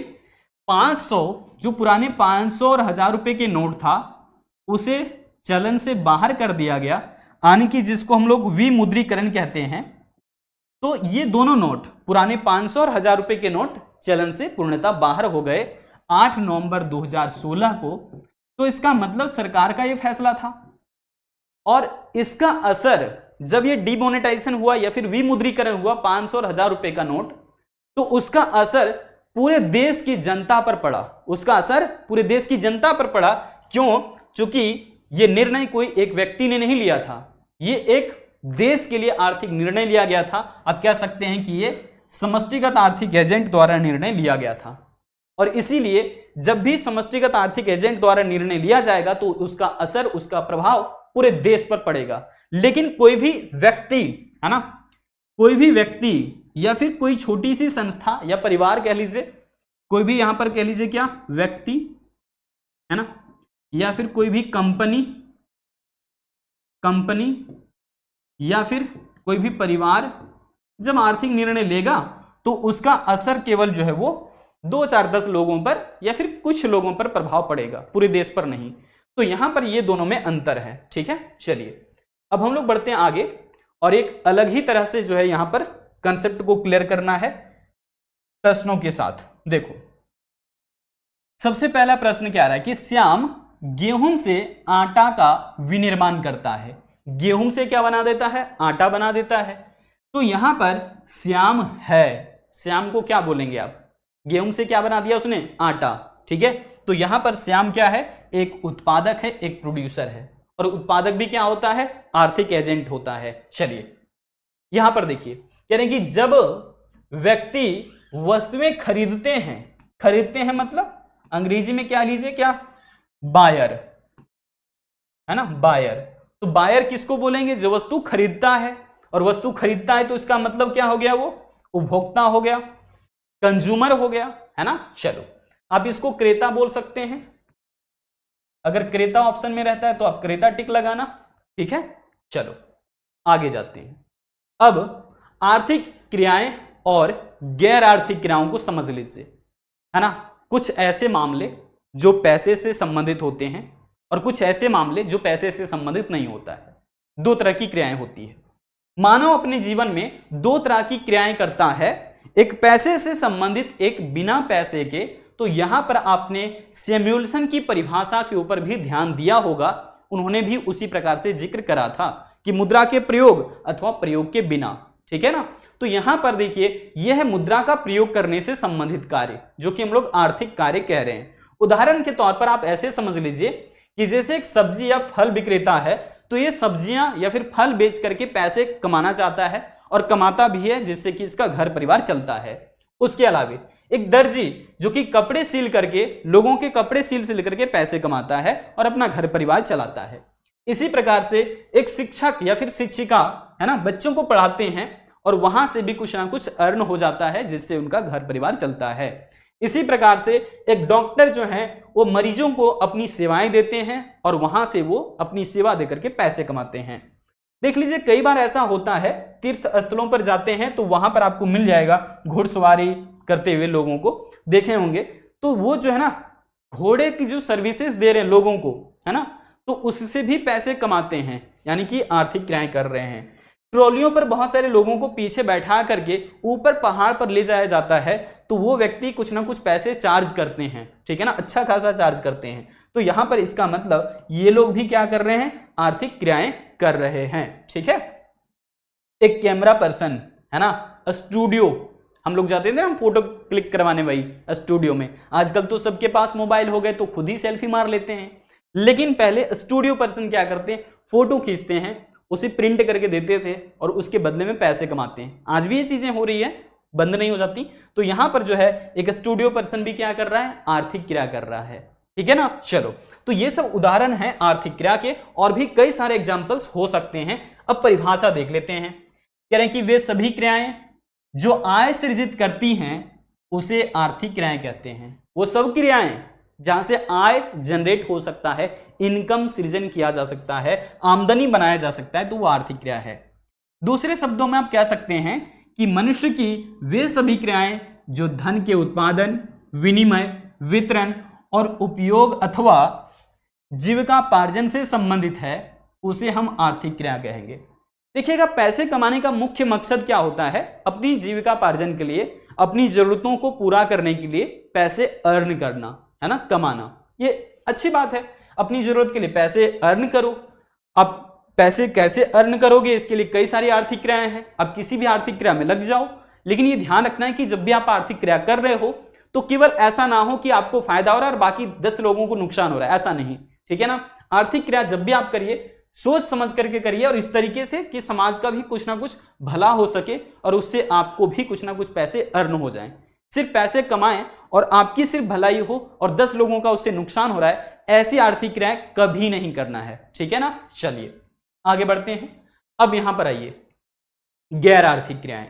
गैर आर्थिक क्रिया को हम लोग अंग्रेजी में बोलते हैं नॉन इकोनॉमिक एक्टिविटी। क्या बोलते हैं? नॉन इकोनॉमिक एक्टिविटी, मतलब इसमें पैसे की बात नहीं है। नॉन इकोनॉमिक एक्टिविटी, कई बार ऐसा इसमें दिखेगा कि पैसा इसमें तो है इन्वॉल्व, लेकिन फिर भी हम उसको गैर आर्थिक क्रिया कह रहे हैं या फिर अनार्थिक क्रिया कह रहे हैं। ऐसा क्यों है, आइए समझते हैं। देखिए, यहां पर गैर आर्थिक क्रिया को आप अनार्थिक क्रिया भी कह सकते हैं, अंग्रेजी में नॉन इकोनॉमिक एक्टिविटी कहा जा रहा है। इसके पहले उदाहरण देख लीजिए, जैसे कि अपने माता पिता की सेवा करना, बिल्कुल श्रवण कुमार की तरह, है ना। अपनी माता पिता या बुजुर्गों की सेवा करना क्या है? अनार्थिक क्रिया है। ऐसा नहीं कि मम्मी पापा से पैसे लिए और फिर उनको जो है वो हम यात्रा पर लेकर के चले हुए हैं, नहीं। हमें जो है उनकी सेवाएं, उन्हें सेवाएं देनी चाहिए। जिस प्रकार से वो हमें, है ना, पालन पोषण करके, शिक्षा दे करके बेहतर इंसान बनाते हैं, तो वो कहीं ना कहीं एक ऐसा प्रतिफल हो जिससे कि उनका मान सम्मान समाज में बढ़े, तो हमें कहीं ना कहीं माता पिता या बुजुर्गों की सेवा करनी चाहिए। तो ये अनार्थिक क्रिया है। इसी प्रकार से जो दिन भर के लिए 2 वक्त का भोजन नहीं जुटा पाते और अगर आप सक्षम हैं, उन लोगों की मदद कर सकते हैं और आप ऐसा कर रहे हैं, तो इसका मतलब आप दान पुण्य कर रहे हैं। तो दान पुण्य करना भी क्या होता है? अनार्थिक क्रिया होता है, ठीक है ना। आगे देखो, ब्लड डोनेशन, रक्तदान करना, है ना। जरूरतमंद इंसान के लिए अगर आप रक्त देने के लायक हैं, है ना, दे सकते हैं, टेस्टिंग हो गई, बहुत अच्छे से जांच पड़ताल हो गई, तो आप अगर देने के योग्य आप दे रहे हैं, ब्लड डोनेट कर रहे हैं, पैसे के लिए नहीं बल्कि जन भावना से, लगाव से, है ना, लोगों की मदद कर रहे हैं, तो यहां पर यह भी क्या है? अनार्थिक क्रिया है। लेकिन अपना खून निकाल निकाल करके बेच रहे हैं, ये आर्थिक क्रिया बन जाएगा, ठीक है, समझिएगा। लेकिन जब लोगों की कल्याण के लिए, लोगों की भलाई के लिए आप ऐसा कार्य कर रहे हो कि उससे पैसे नहीं ले रहे हैं लेकिन ब्लड आप डोनेट कर रहे हैं, तो वो क्या हो गया भाई? तो अनार्थिक क्रिया हो जाएगा, ठीक है ना। चलिए, तो यहां पर हम हमेशा कहते हैं कि पहले परिभाषा देख लो फिर आगे बढ़ेंगे। तो कह रहे हैं वे सभी क्रियाएं जो आय अथवा रोजगार अथवा लाभ प्राप्त करने के लिए नहीं बल्कि आत्मसंतुष्टि के लिए। क्यों? आत्मसंतुष्टि के लिए। यहां पर इस चीज पर ध्यान देना है कि हम आय या फिर रोजगार प्राप्त करने के लिए नहीं, लाभ प्राप्त करने के लिए नहीं, बल्कि आत्मसंतुष्टि के लिए हम ऐसे कार्य को करते हैं, तो वो सभी क्रियाएं जो है वो गैर आर्थिक क्रिया के नाम से जाना जाएगा, नॉन इकोनॉमिक एक्टिविटी के नाम से जाना जाएगा। जैसे मैंने कहा, श्रवण कुमार की तरह माता पिता या बुजुर्गों की सेवा करना या फिर भूखे लोगों को भोजन करवाना, है ना, जहां पर निस्वार्थ रूप से आप सारे सेवाओं को दे पा रहे हैं। वहीं पर जरूरतमंद इंसान के लिए ब्लड डोनेट करना, ये सब अनार्थिक क्रिया के तौर पर गिना जाएगा। तो हम हमेशा कहेंगे आपको एक ही बात, काम करो ऐसा कि एक पहचान बन जाए, है ना, काम करो ऐसा कि पहचान बन जाए, हर कदम चलो ऐसा कि निशान बन जाए। यहां जिंदगी तो हर कोई काट लेता है, जिंदगी ऐसा जियो कि मिसाल बन जाए। तो ये चीजें जो है हमें कैसे करनी है? हम आर्थिक क्रिया करके भी लोगों की भलाई, लोगों की सेवा कर सकते हैं और अनार्थिक क्रिया भी करके कर सकते हैं। अब देखना यह है कि आपका जो पूरा का पूरा दिमाग जा रहा है या फिर आपकी सोच समझ किसी और जा रही है, ठीक है। हम दोनों तरीके से, यानी कि आर्थिक या गैर आर्थिक तरीके से हम लोगों के कल्याण कर सकते हैं, लोगों की भलाई कर सकते हैं। चलिए, अब यहां पर देखिएगा, अगला जो कंसेप्ट है वो अब ऐसे प्रश्नों के साथ हम लोग लेंगे जो कि अभी आपने सीखा है, ठीक है ना। कह रहे हैं क्या? वैसी क्रियाएं जो धन प्राप्त करने के उद्देश्य से की जाती है कहलाती है। तो धन प्राप्त करने के उद्देश्य से, यानी कि उद्देश्य बिल्कुल क्लियर है कि हम क्या करना चाहते हैं, धन कमाना चाहते हैं, पैसे प्राप्त करना चाहते हैं, तो ऐसी क्रियाओं को हम लोग क्या कहेंगे? आर्थिक क्रिया कहेंगे, यानी कि ऑप्शन बी आपका बिल्कुल सही जवाब हो जाएगा। ठीक है ना, चलो आगे बढ़ते हैं। देखिए, मां के द्वारा अपने शिशु यानी कि अपने बच्चे का लालन पालन सामान्यता है। मां अपने बच्चे का लालन पालन करती है ना, तो वो क्या है भाई, एक गैर आर्थिक क्रिया है, एक नॉन इकोनॉमिक एक्टिविटी है, उसके लिए पैसे चार्ज नहीं किए जाते हैं, लालन पालन किया जा रहा है मां के द्वारा, है ना। चलो भाई आगे बढ़ते हैं। अब देखो यहां पर शिक्षक द्वारा, है ना, शिक्षक द्वारा जो है वो धन प्राप्त करने हेतु, ध्यान रखिएगा यहां पर क्रिया का उद्देश्य क्लियर होना चाहिए कि किस उद्देश्य के साथ यह कार्य किया जा रहा है। तो एक शिक्षक है जो कि धन प्राप्त करने के उद्देश्य से छात्रों को शिक्षा प्रदान करना क्या कहलाएगा, निम्न में से क्या है, आर्थिक या अनार्थिक क्रिया। तो यहां पर देखिए धन प्राप्त करने के उद्देश्य से यह कार्य किया जा रहा है, तो ये एक आर्थिक क्रिया के तौर पर जाना जाएगा, एक इकोनॉमिक एक्टिविटी के तौर पर जाना जाएगा। लेकिन अगर यहीं पर हम उदाहरण ऐसा दे दें कि एक शिक्षक है, वो तो स्कूल के लिए शिक्षक है ना, अपने बच्चों के लिए, या फिर जो है वो यहां पर समझ लीजिए स्कूल के बच्चों के लिए या फिर ट्यूशन के बच्चों के लिए वो शिक्षक है, लेकिन अपने घर में अपने बेटे को अगर पढ़ा रहे हैं या फिर अपने परिजन में से किसी व्यक्ति को पढ़ा रहे हैं, तो वहां पर वो पैसे चार्ज नहीं करते, तो हम कहेंगे कि वो अनार्थिक क्रिया कर रहे हैं या फिर नॉन इकोनॉमिक एक्टिविटी है। लेकिन अगर शिक्षक धन प्राप्त करने के उद्देश्य से ये कार्य कर रहे हैं, तो उनका ये कार्य आर्थिक क्रिया में गिना जाएगा। अब ये दोनों कार्य, जैसे मैंने कहा कि आर्थिक और अनार्थिक, दोनों तरीके से आप लोगों की भलाई, लोगों की सेवा कर सकते हैं, ये दो तरीका है। चलो आगे बढ़ते हैं। यहां पर देखिएगा, कह रहे हैं कि निम्न में से मनुष्य के आम जीवन के कारोबार को प्रभावित करते हैं। आम जीवन के कारोबार को कौन प्रभावित करता है, मनुष्य का जो आम जीवन है, यानी कि आप कह सकते हैं जो आर्थिक क्रिया है ना, उसको कौन प्रभावित करता है बताइए। तो आर्थिक क्रियाएं को ही हम लोग क्या बोलते हैं, मनुष्य की आम क्रियाएं, या फिर कह लीजिए आम जीवन के कारोबार। मनुष्य का ये आम जीवन का कारोबार है, उसी को हम लोग आर्थिक क्रिया कहते हैं, इकोनॉमिक एक्टिविटी कहते हैं। तो मनुष्य का आर्थिक क्रिया किन किन वजहों से प्रभावित होता है, आपने बहुत सारी चीजें देखा हुआ है।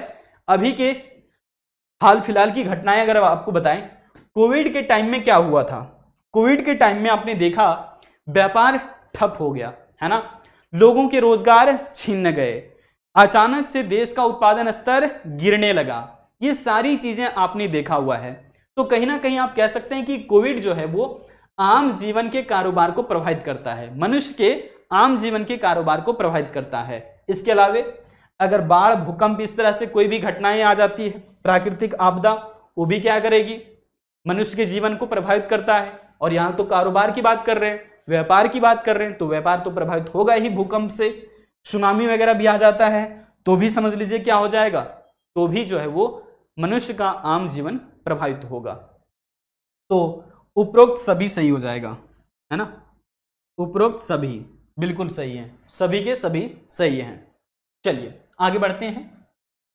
यहां एक चीज ध्यान रखने वाली बात है कि आप भी जो है ना वो कई सारे लोगों से प्रभावित होते हैं, कुछ लोग आपको मोटिवेट करते हैं तो कुछ लोग डीमोटिवेट करते हैं।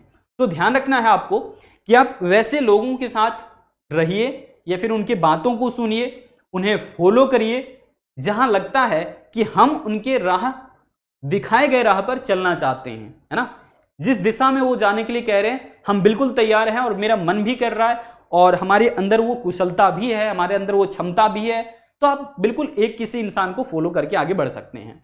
कई सारे लोगों के विचार से समाहित होकर के एक इंसान तैयार होता है, ध्यान रखिएगा। तो अच्छी किताबें, अच्छे लोग के व्यवहार, इन सबको अपने साथ बनाए रखिए, आपका जीवन भी बेहतरीन होगा। ठीक है, चलिए यहां से आगे बढ़ते हैं। और अब जो है दूसरा भाग हमारा यहां शुरू हो जाता है इसी चैप्टर का, जो कि है सांख्यिकी या फिर स्टैटिस्टिक्स। ये स्टैटिस्टिक्स के अंदर में हम लोग किस किस तरह के कंसेप्ट पढ़ने वाले हैं, एक एक करके आइए बात करते हैं। सबसे पहले सांख्यिकी का अर्थ जान लीजिए।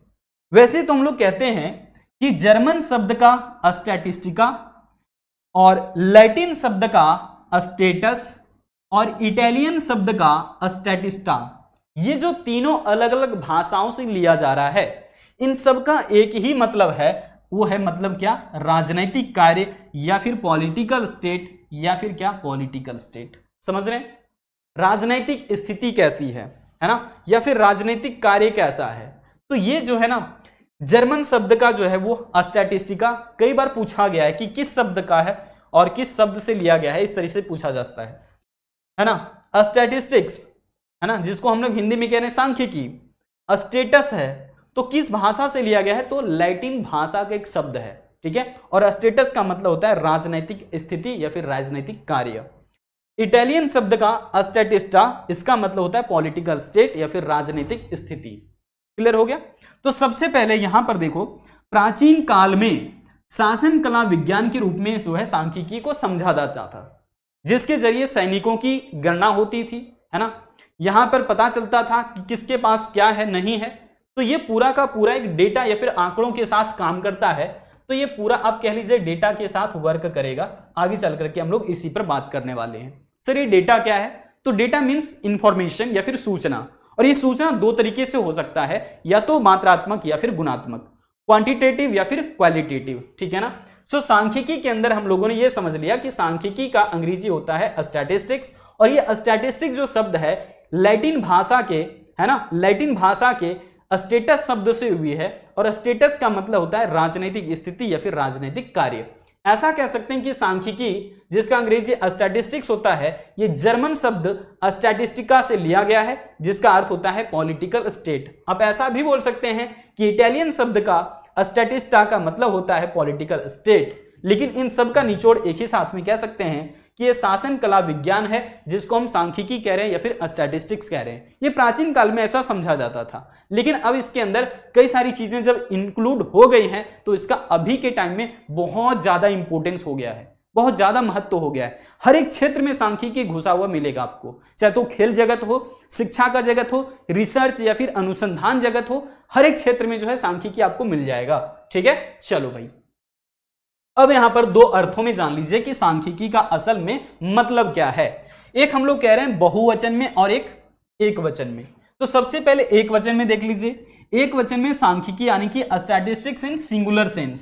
सिंगुलर सेंस में या फिर एक वचन में सांख्यिकी का क्या मतलब है, तो एक वचन में सांख्यिकी का मतलब है सांख्यिकी विज्ञान, ठीक है, या फिर एक ऐसा विषय जिसमें कि आप कह सकते हैं आंकड़ों का संग्रह किया जाता है ना। और संग्रह करने की कई सारी विधियां होगी कि प्राथमिक आंकड़े, द्वितीयक आंकड़े, है ना, इसकी चर्चा आगे होगा। तो आंकड़ों के संग्रह, प्रस्तुतिकरण, विश्लेषण करने के साथ साथ में ये निर्वचन आदि का भी अध्ययन करता है, जिससे कि अर्थपूर्ण निष्कर्ष निकल सके। एकदम बिल्कुल समझ लो, एकदम क्लिस्टर कहते हैं ना उसको, कि हमने आंकड़ा पहले क्या किया, संग्रह किया। आंकड़ा संग्रह करने के बाद उसे क्या किया, प्रस्तुत किया। प्रस्तुत करके हमने क्या किया, विश्लेषण किया। विश्लेषण करने के बाद हम निष्कर्ष पर पहुंचे। तो फाइनली जो है वो सांख्यिकी का एक ही मतलब है, वो है अर्थपूर्ण निष्कर्ष निकालना। और ये कहां से सीखते हैं हम लोग, सांख्यिकी से सीखते हैं। और सिंगुलर सेंस में सांख्यिकी का मतलब होता है एक सब्जेक्ट, एक विषय के तौर पर, है ना, एक सब्जेक्ट के तौर पर यहां पर देख रहे हैं, ठीक है। सो यहां पर देखो, मैंने जैसे कह दिया कि सांख्यिकी का अध्ययन करना चाहता हूं, मैं सांख्यिकी पढ़ना चाहता हूं, इसका मतलब मैं स्टैटिस्टिक्स पढ़ना चाहता हूं, मैं एक ऐसा विषय पढ़ना चाहता हूं जिसमें आंकड़ों का संग्रहण समझ में आता है, जिसमें प्रस्तुतिकरण के बारे में बताया जाता है, विश्लेषण, आंकड़ों का विश्लेषण कैसे किया जाता है इसके बारे में चर्चा किया जाता है, या फिर इसी तरह से हम लोग निष्कर्ष तक भी जो है जाकर के पहुंचते हैं। तो ये सब सारी चीजें कहां किया जाता है, एक सब्जेक्ट के अंदर, और उसी सब्जेक्ट को यहां पर बताया जा रहा है सिंगुलर सेंस में, ठीक है। तो सिंगुलर सेंस में इसका मतलब हो गया कि यहां पर हम लोग जो है वो सांख्यिकी की बात कर रहे हैं और एक विषय के तौर पर देख रहे हैं। लेकिन बहुवचन में सांख्यिकी का क्या मतलब है, statistics in plural sense. Plural sense का मतलब यहां पर देखना होगा कि आंकड़ा क्या होता है या फिर संख्यात्मक आंकड़े क्या होते हैं। प्लूरल सेंस में सांख्यिकी का मतलब है संख्यात्मक आंकड़ा, और ये संख्यात्मक आंकड़ा हमेशा क्या रहेगा, नंबर्स में रहेगा या फिर संख्या में रहेगा। जैसे मान लीजिए राम के पास, है ना, हम कह रहे हैं राम के पास 500 रुपये और श्याम के पास, है ना, और श्याम के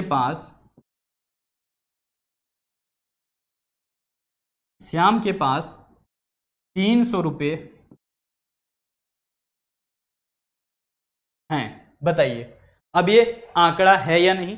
बिल्कुल है, क्योंकि आंकड़ों का काम ही है तुलनात्मक होना चाहिए। तो दो व्यक्ति हैं और इन दोनों के बीच में यहां पर तुलना किया जा सकता है कि राम के पास 500 रुपया है और श्याम के पास जो है 300 रुपया है। तो यहां से डिफरेंस भी हमें पता चल जाएगा कि दोनों के बीच में 200 रुपये का अंतर है, यानी कि राम के पास 200 रुपया ज्यादा है और श्याम के पास 200 रुपया कम है। ये हमने निष्कर्ष निकाल लिया, समझ पा रहे हैं? तो इस तरीके से संख्यात्मक आंकड़ा से मतलब है किसका? तो बहुवचन में सांख्यिकी का मतलब है संख्यात्मक आंकड़ा। ठीक है, चलो अब आगे बढ़ते हैं। सांख्यिकी की परिभाषा के ऊपर चर्चा करना बहुत जरूरी है ना? सांख्यिकी की परिभाषा क्या होगी? कह रहे हैं कि सांख्यिकी वह विज्ञान है जो बड़ी मात्रा में संख्यात्मक आंकड़े इकट्ठा करने या फिर आंकड़ों का संग्रह करने, उसका विश्लेषण करने और उचित निष्कर्षों तक पहुंचने में मदद करता है। सांख्यिकी क्या है? एक ऐसा विषय है जो बड़ी मात्रा में संख्यात्मक आंकड़े इकट्ठा करने में मदद करेगा, आंकड़ों का विश्लेषण करने में मदद करेगा, उचित निष्कर्षों तक पहुंचने में मदद करेगा। सोचिए कितनी ज्यादा इंपॉर्टेंस है इस सब्जेक्ट का। उसके बाद सांख्यिकी गणित की वह शाखा है, क्योंकि आपने गणित में पढ़ा होगा 10वीं कक्षा में, है ना, माध्य माध्यक बहुलक सांख्यिकी के अंदर। तो याद करिए सांख्यिकी को हम लोग गणित की एक शाखा के रूप में भी परिभाषित कर सकते हैं, जिसमें आंकड़ों का संग्रहण, प्रदर्शन, वर्गीकरण और उनके गुणों के आधार पर उनका आकलन, ये सब जो है अध्ययन किया जाता है। समझ पा रहे किन किन चीजों पर बात हो रही है? एक एक करके सबके ऊपर अलग अलग चैप्टर्स बने हुए हैं, आगे चर्चा होगी इसके ऊपर। अब वॉडिंगटन क्या कहते हैं? छोटा सा परिभाषा इन्होंने दिया है कि सांख्यिकी अनुमान तथा संभावनाओं का विज्ञान है। क्या कहते हैं? सांख्यिकी जो है वो अनुमान तथा संभावनाओं का विज्ञान है, जिसे हम लोग आगे की चीजें पहले ही अनुमान लगा सकते हैं। किसकी मदद से? सांख्यिकी की मदद से, ठीक है ना। जैसे पुरानी कुछ हमारे पास आंकड़े होते हैं, मान लीजिए देश की जनसंख्या में पिछले 50 वर्षों का पता है ना, मान कर चलो कि हमें पिछले 50 वर्षों का आंकड़ा पता है, तो इसका मतलब भारत में जैसे 10-10 वर्षों के अंतराल पर जनगणना की जाती है, तो हम उसी आधार को लेते हुए ये बता सकते हैं कि अगले 10 वर्षों में भारत की जो जनसंख्या है वो कितनी होने वाली है। तो लगभग अनुमान तो पता चल जाता है। तो वही परिभाषा यहां पर वॉडिंगटन कह रहे हैं कि सांख्यिकी जो है अनुमान और संभावनाओं का विज्ञान है ना। क्या एक्चुअल में हो सकता है, इसका अनुमान लगाया जा सकता है अभी भी, और आगे चल करके क्या परिणाम हो सकते हैं, ये सभी यहां पर निष्कर्ष निकाले जा सकते हैं। देखिए कॉक्सटन और क्राउडन के कहने का मतलब क्या है? ये दोनों क्या कहते हैं कि संख्यात्मक तथ्यों के संकलन, प्रस्तुतिकरण, विश्लेषण और निर्वचन सांख्यिकी का कहा जा सकता है। मतलब जहां पर इस तरह के कार्य किए जा रहे हैं उसको हम असल में सांख्यिकी कह सकते हैं, स्टैटिस्टिक्स कह सकते हैं। अब यहां पर सांख्यिकी की विशेषताएं चर्चा करनी होगी, तो हम लोगों ने सांख्यिकी दो अर्थों में समझा हुआ है। एक वचन में सांख्यिकी का मतलब है सांख्यिकी विषय है, और जिसमें कि हम लोग आंकड़ों का संग्रह, आंकड़ों का प्रस्तुतिकरण, आंकड़ों का विश्लेषण, आंकड़ों का निर्वचन, इन सब पर बात करते हैं। दूसरी तरफ सांख्यिकी को हम लोगों ने बहुवचन में समझा, और वो है सांख्यिकी का मतलब क्या? आंकड़ा। बहुवचन में सांख्यिकी का मतलब क्या है? आंकड़ा। तो समंक भी बोल सकते हैं, इसको ध्यान रखिएगा। समंक को ही हम लोग क्या कहते हैं? आंकड़ा कहते हैं। अंग्रेजी में डेटा कहा जाता है, समंक कहा जा रहा है यहाँ पर, इसको अंग्रेजी में कहते हैं डेटा, हिंदी में कह रहे हैं आंकड़ा। तो आंकड़े के तौर पर हम लोग पहले इसकी विशेषताएं समझेंगे, और फिर सांख्यिकी विज्ञान के रूप में, है ना, सांख्यिकी विज्ञान के रूप में, जो कि हम लोग क्या देखे थे इसको? एक वचन में। क्या था ये? एक वचन में था ये। और अगर समंक की बात करें तो ये क्या था? बहुवचन में। ठीक है, बहुवचन में। तो ये चीजें आपको ध्यान रखना है। एक वचन में क्या अर्थ है? तो एक वचन में अर्थ है सांख्यिकी विज्ञान, और बहुवचन में सांख्यिकी का मतलब क्या है? समंक या फिर आंकड़ा, अंग्रेजी में डेटा। चलो भाई आगे बढ़ते हैं। यहां पर देखिए समंक के तौर पर इसकी क्या क्या विशेषताएं हैं। किसी भी एक अकेली संख्या को आंकड़ा नहीं कहा जा सकता है, ध्यान रखिएगा, क्योंकि मान लीजिए कि राम के पास 500 रुपया पैसा है। कितना पैसा है? 500 रुपया। कुछ निष्कर्ष निकाल सकते हैं? नहीं। कुछ तुलना किया जा सकता है? बिल्कुल भी नहीं, क्योंकि कोई दूसरा इंसान है ही नहीं, या फिर कोई दूसरा अमाउंट भी नहीं दिख रहा। अगर ऐसा रहता कि कल जो है राम के पास 500 रुपये पैसा था और आज के टाइम में जो है उसके पास 1000 रुपये पैसे हैं, तो तुलना किया जा सकता था, तो आंकड़ा बन जाता। लेकिन एक अकेली संख्या जो है वो कभी भी सांख्यिकी नहीं होता है, कभी भी डेटा नहीं होता है, कभी भी समंक नहीं होता है। क्लियर सी बात है। चलो दूसरी बात देखो, समंकों के केवल उन्हीं संख्यात्मक तथ्यों को शामिल किया जाता है, समंकों में केवल उन्हीं संख्यात्मक तथ्यों को शामिल किया जाता है जो अनेक कारणों से प्रभावित होते हैं, ठीक है ना, क्योंकि ऐसा होने पर ही उनके सांख्यिकी विश्लेषण की आवश्यकता पड़ती है। आप जानते हैं कि यदि देश के अंदर किसी वस्तु की मांग बढ़ानी हो तो मांग बढ़ाने के लिए विज्ञापन, प्रचार प्रसार ये सब बहुत सारे किए जाते हैं। तो अगर एडवर्टाइजमेंट किया जाएगा ज़्यादा, अगर एडवर्टाइजमेंट ज़्यादा किया जाएगा तो वस्तु की मांग क्या होती है, बढ़ती है। तो बताइए मांग जो है किससे प्रभावित हो रहा है, विज्ञापन से। तो यहां पर अगर मांग का जो आंकड़ा है वो ले लिया जाए तो आप उसे बोल सकते हैं कि हाँ ये समंक है और कहीं ना कहीं वो संख्यात्मक तथ्य भी होना चाहिए। ध्यान रखिएगा इस बात को, ठीक है। चलो आगे बढ़ें। यहां पर आप कृषि उत्पादन को भी ले सकते हैं, है ना, जैसे कि हमारा जो धान या गेहूं जो भी आप उपज कर रहे हैं वो कई सारी वजहों से प्रभावित होता है। क्या आप केवल कह सकते हैं कि बीज अच्छा था इसलिए फसल अच्छा हुआ? नहीं कह सकते, क्योंकि जो उत्पादन है किसी भी फसल का वो डिपेंड केवल बीजों की किस्म पर नहीं करता, बल्कि इस बात पर भी निर्भर करता है कि हमारा भूमि कैसा है ना, मिट्टी की बनावट कैसी है, उसमें सिंचाई किस प्रकार से किया गया है ना, धूप या बारिश सही समय पर हुआ था या नहीं हुआ था, या फिर हमारी मेहनत कितनी थी उस पर भी निर्भर करेगा, उसमें खाद या फिर कंपोस्ट वगैरह डाले गए थे या नहीं इस पर भी निर्भर करेगा। तो यहाँ पर बहुत सारी वजह होते हैं और सबकी वजह से ही एक किसी भी वस्तु का उत्पादन संभव हो पाता है। तो आप ऐसे आंकड़े को शामिल यहाँ पर करेंगे जो संख्यात्मक तथ्य तो होगा लेकिन वो अनेक कारणों से प्रभावित होगा। ऐसा जो है हमें तभी जो है जरूरत पड़ता है सांख्यिकी का या फिर उसके विश्लेषण का, क्योंकि यहां पर आप देख रहे हैं सांख्यिकीय विश्लेषण की आवश्यकता तब पड़ती है जब कोई भी आंकड़ा बहुत सारे कारणों की वजह से प्रभावित होता है। तो यहां पर इस बात को ध्यान रखना है। उसके बाद तीसरी बात क्या है कि समंकों की शुद्धता के लिए यह जरूरी है कि उनका संकलन व्यवस्थित रूप से होना चाहिए। ऐसा नहीं कि जैसे तैसे करके आपने आंकड़ा उठा करके ले आया, तो ऐसा नहीं होगा, ठीक है। यानी कि आंकड़ा संकलन करने से पहले संकलन का क्या उद्देश्य है, आंकड़ा क्यों आप इकट्ठा करना चाहते हैं, क्यों संग्रह करना चाहते हैं, ये क्लियर होना चाहिए। किस क्षेत्र विशेष में जाकर के आंकड़ा कलेक्ट करना है ये भी क्लियर होना चाहिए, अध्ययन का क्षेत्र यानी कि। और इसके बाद संकलन की विधि कि कौन से तरीके से आप आंकड़े को संग्रह करने वाले हैं, क्या वो प्राथमिक आंकड़ा होगा या द्वितीयक आंकड़ा होगा, ये सभी कुछ क्लियर हो जाना चाहिए, तब आप जाकर के आंकड़ा संग्रह करेंगे इत्यादि उचित तरीके से तय कर लेना चाहिए। यानी कि उद्देश्य, किस उद्देश्य के साथ आंकड़ा संग्रह करना है, कौन से क्षेत्र में जाकर के आंकड़ा संग्रह करना है, कौन सी विधि से आंकड़ा संग्रह करना है, ये सब कुछ पहले से ही क्लियर हो जाना चाहिए।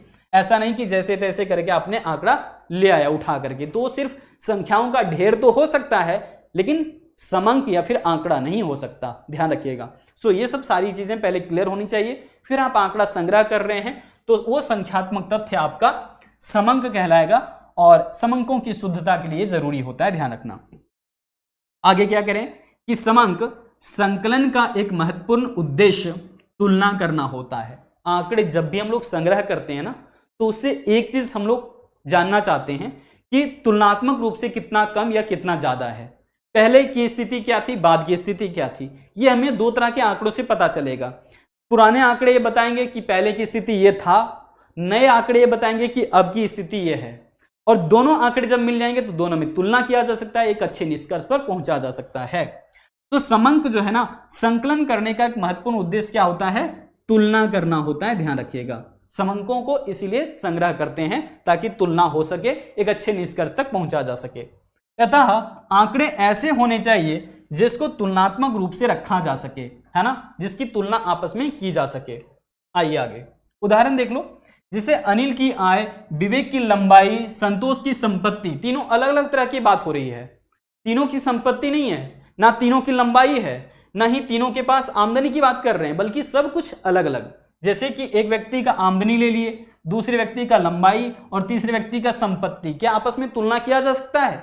बिल्कुल भी नहीं। ठीक है, तो यहां पर ऐसे चीजों को अगर आप ले रहे हैं तो ये आंकड़ा नहीं कहलाएगा, ये सिर्फ संख्याओं का ढेर कहलाएगा। ठीक है, तो ऐसा एकत्रित कर लें तो इन्हें समंक नहीं कहेंगे, आंकड़ा नहीं कहेंगे, क्योंकि इन तीनों की तुलनात्मक रूप से रखना संभव नहीं है, या फिर तीनों को तुलनात्मक रूप से नहीं रखा जा सकता। ठीक है, आगे देखो, यहां कह रहे हैं क्या? समंकों का संकलन है ना करने से पूर्व निश्चित उद्देश्य के लिए होता है, यानी कि जो आंकड़ों का संग्रह हम लोग करते हैं वो पहले से तय किए गए उद्देश्यों के अनुसार करते हैं कि हमारा क्या उद्देश्य है।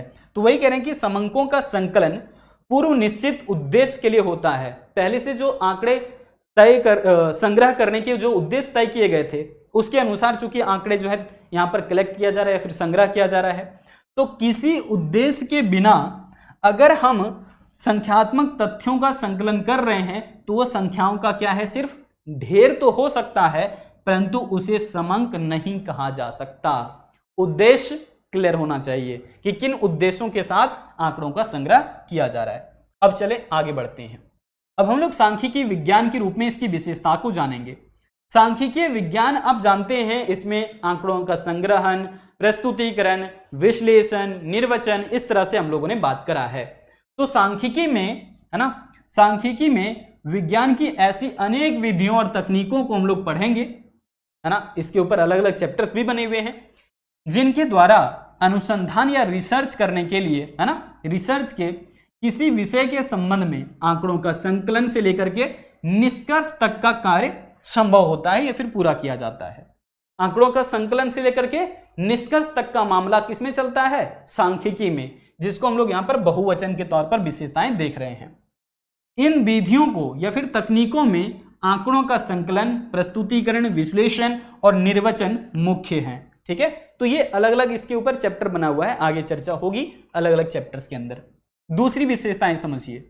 सांख्यिकी विज्ञान में उन्हीं विषयों या फिर पहलुओं का अध्ययन होता है या फिर विश्लेषण किया जाता है जिन्हें हम संख्यात्मक रूप में रख सकते हैं या फिर तथ्यों के समूह के तौर पर रख सकते हैं। संख्याओं का समूह होना चाहिए, ऐसा नहीं कि जैसे मैंने उदाहरण दिया पीछे कि एक व्यक्ति का आमदनी, दूसरे व्यक्ति का संपत्ति और तीसरे व्यक्ति का लंबाई की बात कर रहे हैं, वो संख्यात्मक रूप में नहीं होगा। ठीक है, संख्या तो है लेकिन वो आंकड़ा नहीं कहलाएगा। ठीक है, चलो आगे देखें। कह रहे हैं कि सांख्यिकी कला भी है और साथ साथ में विज्ञान भी। यह आपसे सवाल पूछा जाता है कि बताइए सांख्यिकी क्या है, कला है या विज्ञान है? तो आप क्या कहोगे कि सर ये कला भी है और विज्ञान भी। कला इसलिए है क्योंकि इसमें हम लोग अलग अलग विधियों को पढ़ते हैं और समस्या का समाधान कर लेते हैं।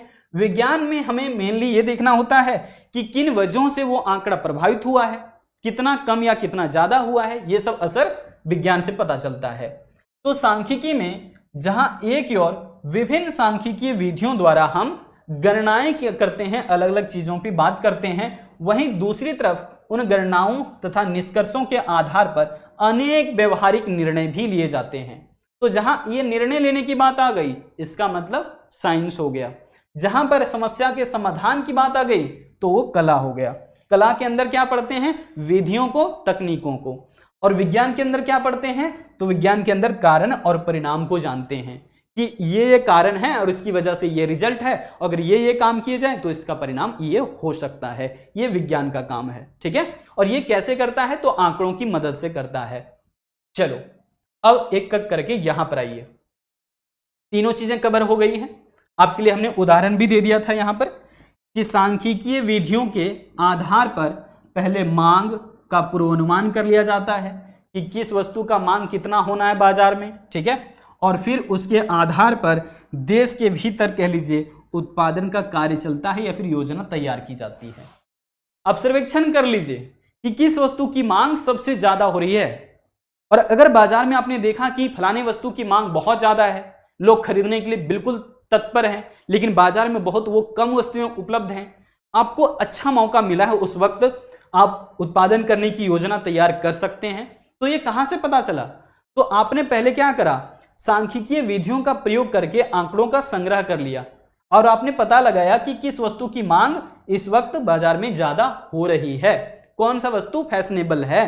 तो उसके आधार पर आपने फिर आगे सारी चीजें तैयार करा है। बहुत बढ़िया, ठीक है।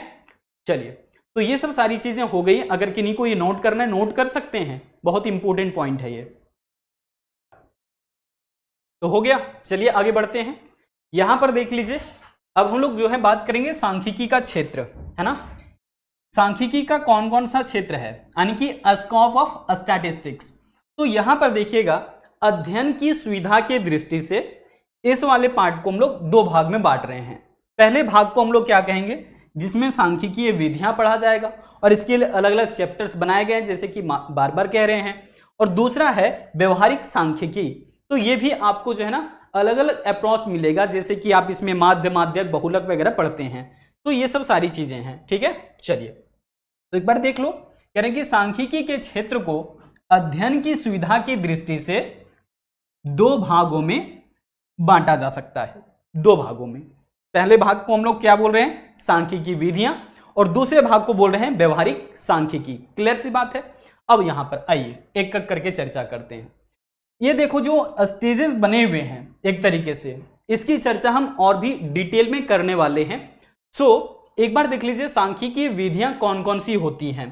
सबसे पहले आंकड़ों का संकलन किया जाता है, फिर व्यवस्थित किया जाता है, आंकड़ों को छांट छांट करके अलग अलग कर लिए जाते हैं बिल्कुल अच्छे तरीके से।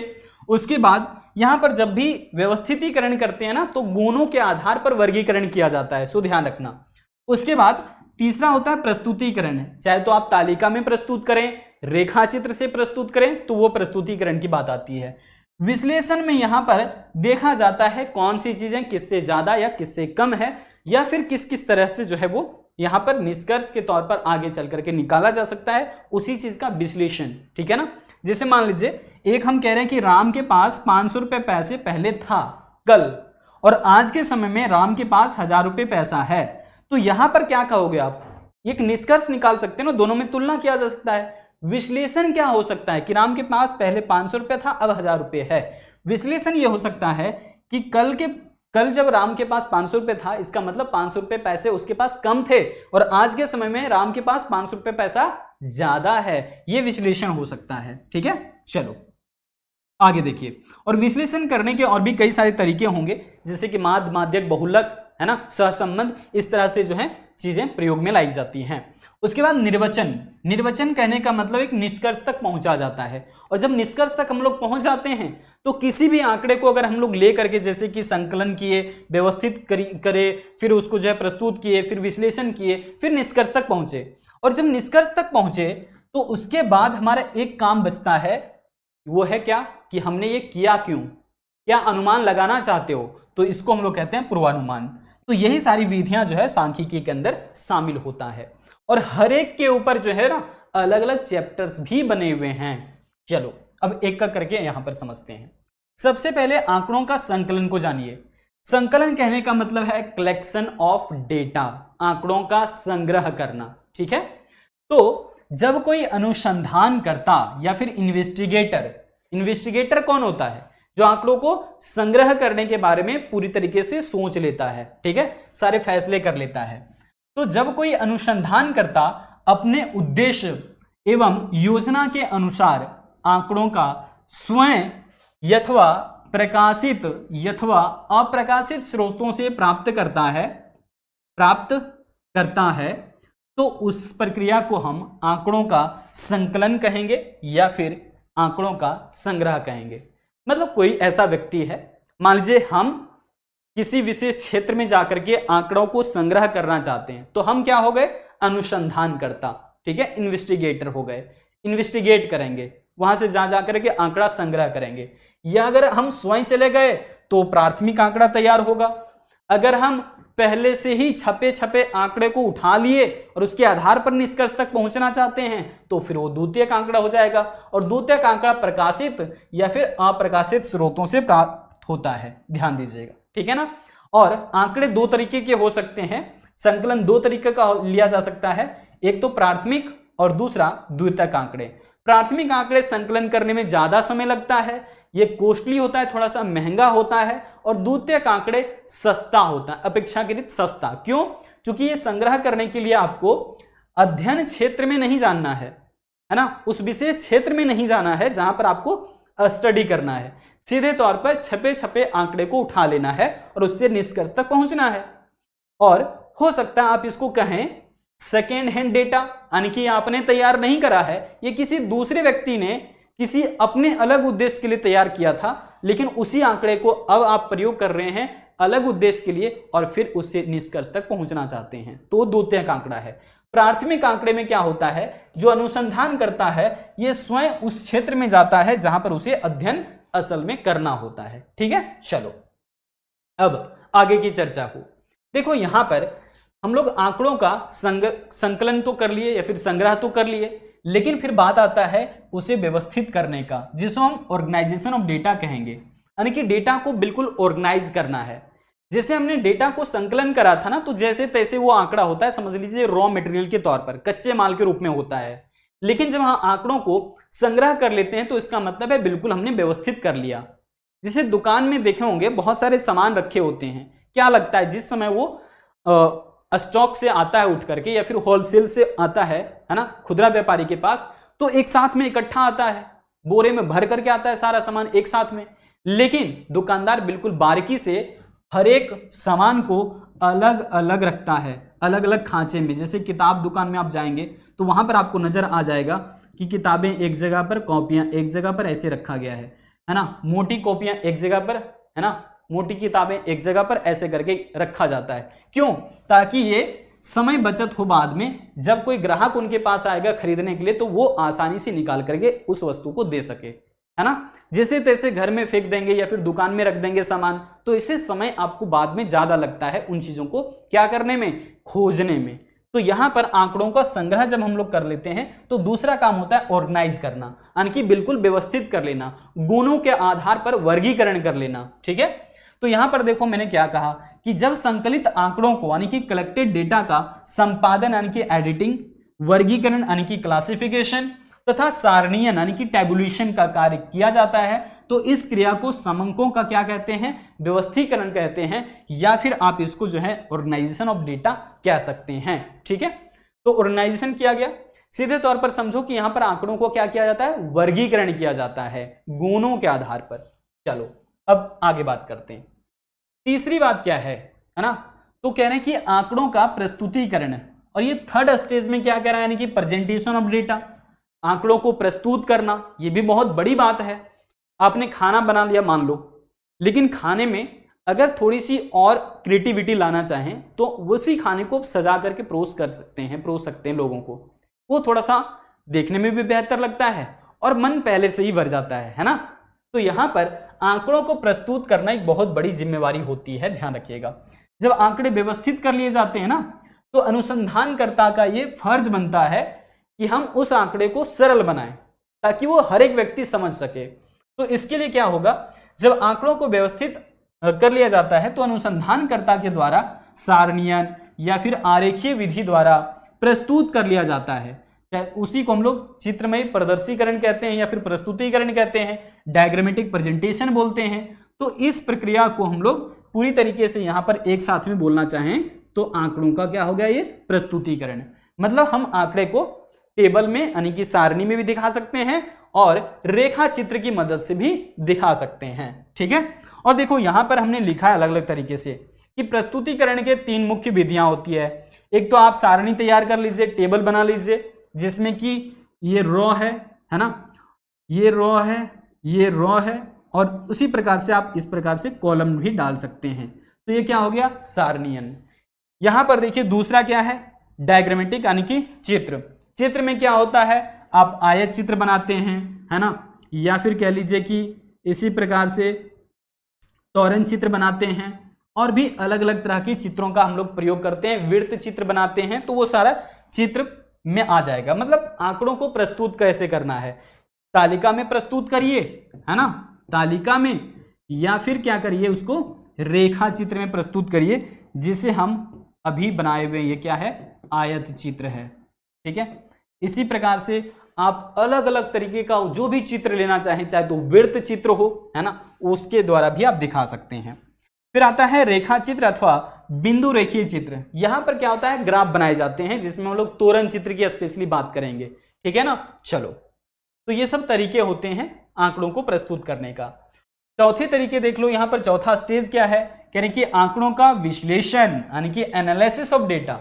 जब आपने आंकड़ा संग्रह कर लिया, उसका वर्गीकरण कर लिया और बिल्कुल आप प्रस्तुत कर दिए, तो अब आता है बात विश्लेषण का, कि आपने इतने अच्छे से सजाया है, अब कुछ तो इसके बारे में कहिए, क्यों सजाया आपने, क्या निष्कर्ष निकालना चाहते हैं, तो उसके लिए आपको एनालिसिस करना होता है। कह रहे हैं कि आंकड़ों को उपयुक्त विधि द्वारा प्रस्तुतिकरण के बाद इनका विश्लेषण अनेक विधियों जैसे कि माध्य का या फिर समांतर माध्य बोल लीजिए, माध्य का यानी कि मीडियन, अपकिरण जिसको हम लोग डिस्पर्सन कहते हैं, सहसंबंध यानी कि कोरिलेशन, इन सब का प्रयोग करके ही हम लोग क्या करते हैं, आंकड़ों का विश्लेषण करते हैं। आंकड़ों का विश्लेषण कैसे किया जाता है, समांतर माध्य का प्रयोग करके, मध्य का या फिर मीडियन का प्रयोग करके, बहुलक का प्रयोग कर सकते हैं, अपकिरण का प्रयोग कर सकते हैं जिसे डिस्पर्सन बोला जाता है, सहसंबंध जिसे कोरिलेशन कहते हैं। इन सब के ऊपर में घबराने की जरूरत नहीं है, अलग अलग चैप्टर्स बने हुए हैं, वो सारे कंसेप्ट्स आपके क्लियर हो जाएंगे आगे, ठीक है ना। चलो, तो यहां पर हमने ये चीजें बता दिया। अब इस प्रक्रिया को आंकड़ों का विश्लेषण कहा जाएगा, यानी कि माध्य, माध्य का, बहुलक, कोरिलेशन, ये सब का प्रयोग करके हम लोग आंकड़ों का विश्लेषण करते हैं। और आखिरी स्टेज आप देख लीजिए, पांचवा, कह रहे हैं कि आंकड़ों का निर्वचन यानी कि interpretation of data. Interpretation of data कहने का मतलब है ये आखिरी ऐसा स्टेज है जहां पर हम लोग अलग अलग तरीके से आंकड़ों को सजा लिए हैं, प्रस्तुत कर लिए हैं, लेकिन फाइनली निष्कर्ष तक पहुंचना है। तो निष्कर्ष यहां पर आता है, देखो कह रहे कि जब अनुसंधानकर्ता आंकड़ों का संकलन, आंकड़ों का व्यवस्थीकरण, आंकड़ों का प्रस्तुतिकरण या फिर आंकड़ों का विश्लेषण यदि कर लेता है, तो विश्लेषित आंकड़ों के आधार पर कोई निष्कर्ष या फिर कंक्लूजन निकालता है, तो इस प्रक्रिया को आंकड़ों का निर्वचन कहा जाता है। यानी कि आंकड़ों से निष्कर्ष निकालने की प्रक्रिया निर्वचन के नाम से जाना जाएगा, इंटरप्रिटेशन ऑफ डेटा के नाम से जाना जाएगा। क्लियर है ना। चलो, अब ये सब सारा कुछ आसानी से आपने क्लियर करा। अब हम सीधे तौर पर आपको लेकर के जाना चाहेंगे एक साथ में, जहां पर ये पांचों स्टेज आपको दिखाई देंगे। और याद भी आपको कैसे रहेगा, सिर्फ पांचों, पहले कौन सा फिर कौन सा, देखो एक एक करके। सबसे पहले स्टेज का नाम है कलेक्शन ऑफ डेटा, यानी कि आंकड़ों का संग्रह। क्या बोलेंगे इसको, आंकड़ों का संग्रह, आंकड़ों का संग्रह, ठीक है। डेटा कलेक्ट हो गया। ऑर्गेनाइजेशन ऑफ डेटा, यानी कि आंकड़ों का व्यवस्थीकरण, है ना, आंकड़ों का व्यवस्थीकरण, व्यवस्थीकरण, ठीक है। ये थोड़ा दूर चला जा रहा है, कोई नहीं, इसको नीचे कर लेता हूं मैं। आंकड़ों का व्यवस्थीकरण, ठीक है। और इसके बाद क्या होगा, प्रेजेंटेशन ऑफ डेटा, यानी कि आंकड़ों का प्रस्तुतिकरण, आंकड़ों का प्रस्तुतिकरण, ठीक है। और एनालिसिस ऑफ डेटा, यानी कि आंकड़ों का विश्लेषण, आंकड़ों का विश्लेषण और आंकड़ों का निर्वचन, आंकड़ों का निर्वचन, यानी कि यहां पर आप कह सकते हैं इसको क्या, इंटरप्रिटेशन ऑफ डेटा, ठीक है ना, इंटरप्रिटेशन ऑफ डेटा। तो ये देख लीजिए कौन कौन से स्टेज हैं, कैसे ध्यान रहेगा। तो कलेक्शन ऑफ डेटा सी से शुरू हो रहा है, ऑर्गेनाइजेशन ऑफ डेटा ओ से शुरू हो रहा है, प्रेजेंटेशन ऑफ डेटा पी से शुरू हो रहा है, इसी प्रकार से एनालिसिस ऑफ डेटा ए से शुरू हो रहा है और इंटरप्रिटेशन ऑफ डेटा आई से शुरू हो रहा है। तो आप इसको बोल सकते हैं कोपाई, है ना, क्या बोल सकते हैं, कोपाई। Collection of data, organisation of data, presentation of data, analysis of data, interpretation of data. Clear हो गया। हिंदी में भी हमने कर दिया है, आंकड़ों का संग्रह, आंकड़ों का व्यवस्थीकरण, आंकड़ों का प्रस्तुतिकरण, आंकड़ों का विश्लेषण और आंकड़ों का निर्वचन। निर्वचन मतलब निष्कर्ष तक पहुंच गए। तो ये 5 स्टेज होते हैं सांख्यिकी के अंदर। अब यहां पर आपको समझना है कि इसकी प्रकृति कैसी है, क्या ये आर्ट्स है या साइंस है ना, आर्ट्स है या साइंस है, ये आपको जानना है। सांख्यिकी आर्ट्स है या साइंस है। चलिए देखिए, यहां कह रहे हैं कि सांख्यिकी विज्ञान और कला दोनों है, आर्ट्स भी है साइंस भी है, दोनों है। ये चीज पहले क्लियर हो गया। उसके बाद कह रहे हैं कि यह विज्ञान है क्योंकि इसकी विधियां या फिर मेथड्स मौलिक रूप से व्यवस्थित हैं, है ना। सारी इसमें अलग अलग तरीके के साइंटिफिक मेथड्स मिल जाते हैं जहां से हमें एनालिसिस करने में मदद मिलता है, जैसे समांतर माध्य हो, माध्य का, बहुलक, चतुर्थक, सहसंबंध, इसी प्रकार से हम जो है वो अलग अलग तरह की विधियां इसमें पढ़ लेते हैं तथा उनका हमेशा प्रयोग होता है। इसके आधार पर पूर्वानुमान लगाए जा सकते हैं, यानी कि इन विधियों का प्रयोग करके हम पूर्वानुमान लगा सकते हैं, भविष्यवाणी कर सकते हैं, है ना, या फिर शोध संभव है या फिर रिसर्च संभव है। तो ये इसको हम लोग साइंस से समझेंगे अभी, है ना।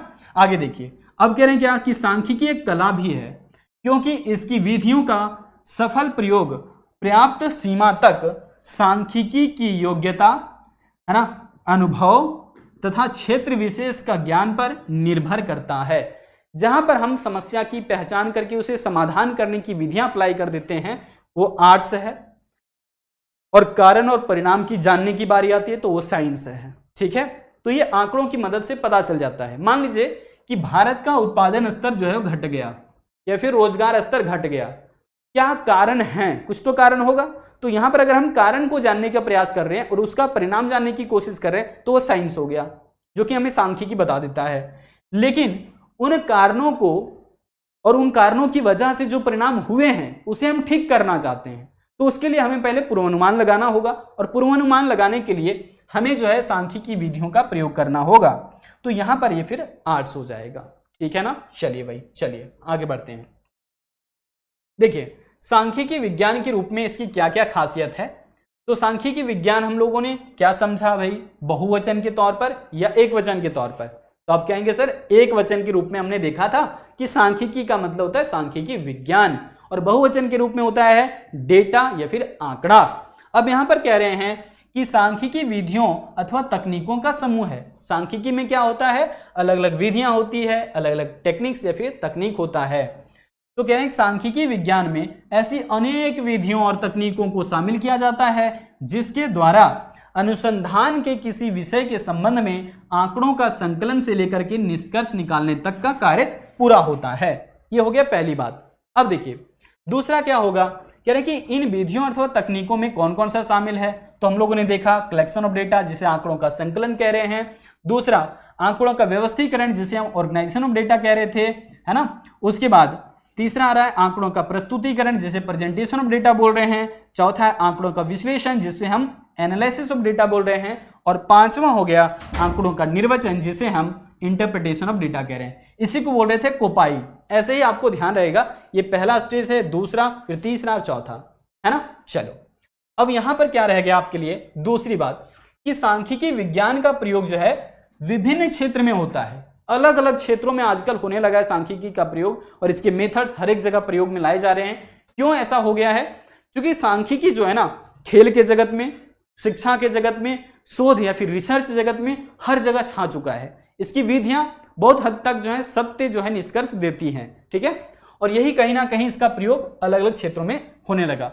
यानी कि प्रारंभ में सांख्यिकी विज्ञान का प्रयोग सरकारों के कार्य क्षेत्र, जैसे कि हमने शुरुआत में अर्थ बताया था आपको कि राजनीतिक सीमा तक ही ये बात सीमित थी, है ना, उनके कार्य क्षेत्र तक ही ये बात सीमित था। लेकिन सरकारों के द्वारा ये विभिन्न कार्य क्षेत्र में मदद करता ही है, लेकिन बाद में सामाजिक विज्ञान तक इसकी सीमित केवल मानना जो है बेवकूफ़ी होगा एक तरीके से। अब ये पूरी तरीके से पूरी दुनिया में अलग अलग विषयों में जो है प्रयोग मिलाया जा रहा है। जैसे वर्तमान समय में सांख्यिकी विज्ञान का प्रयोग ज्ञान विज्ञान के क्षेत्र में किया जा रहा है, चाहे तो खेल का क्षेत्र हो, शिक्षा या रिसर्च का क्षेत्र हो, हर एक क्षेत्र में सांख्यिकी का अब प्रयोग होने लगा है। तो यहाँ पर इसका महत्व भी समझ आ रहा होगा। तो ये सब सारी चीजें हमने एक एक करके कंप्लीट आपको कर दिया है।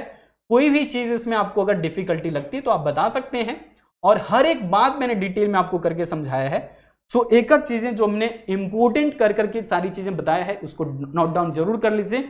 फिर से इसी तरीके के अपडेट के साथ हम लोग मिलेंगे अगली क्लास में, और बहुत सारा जो है ना एक एक करके सारी लेक्चर्स बचे हुए हैं, तो पूरी ईमानदारी से तैयारी करिए। फिर से मिलते हैं अगले अपडेट के साथ। जय हिंद।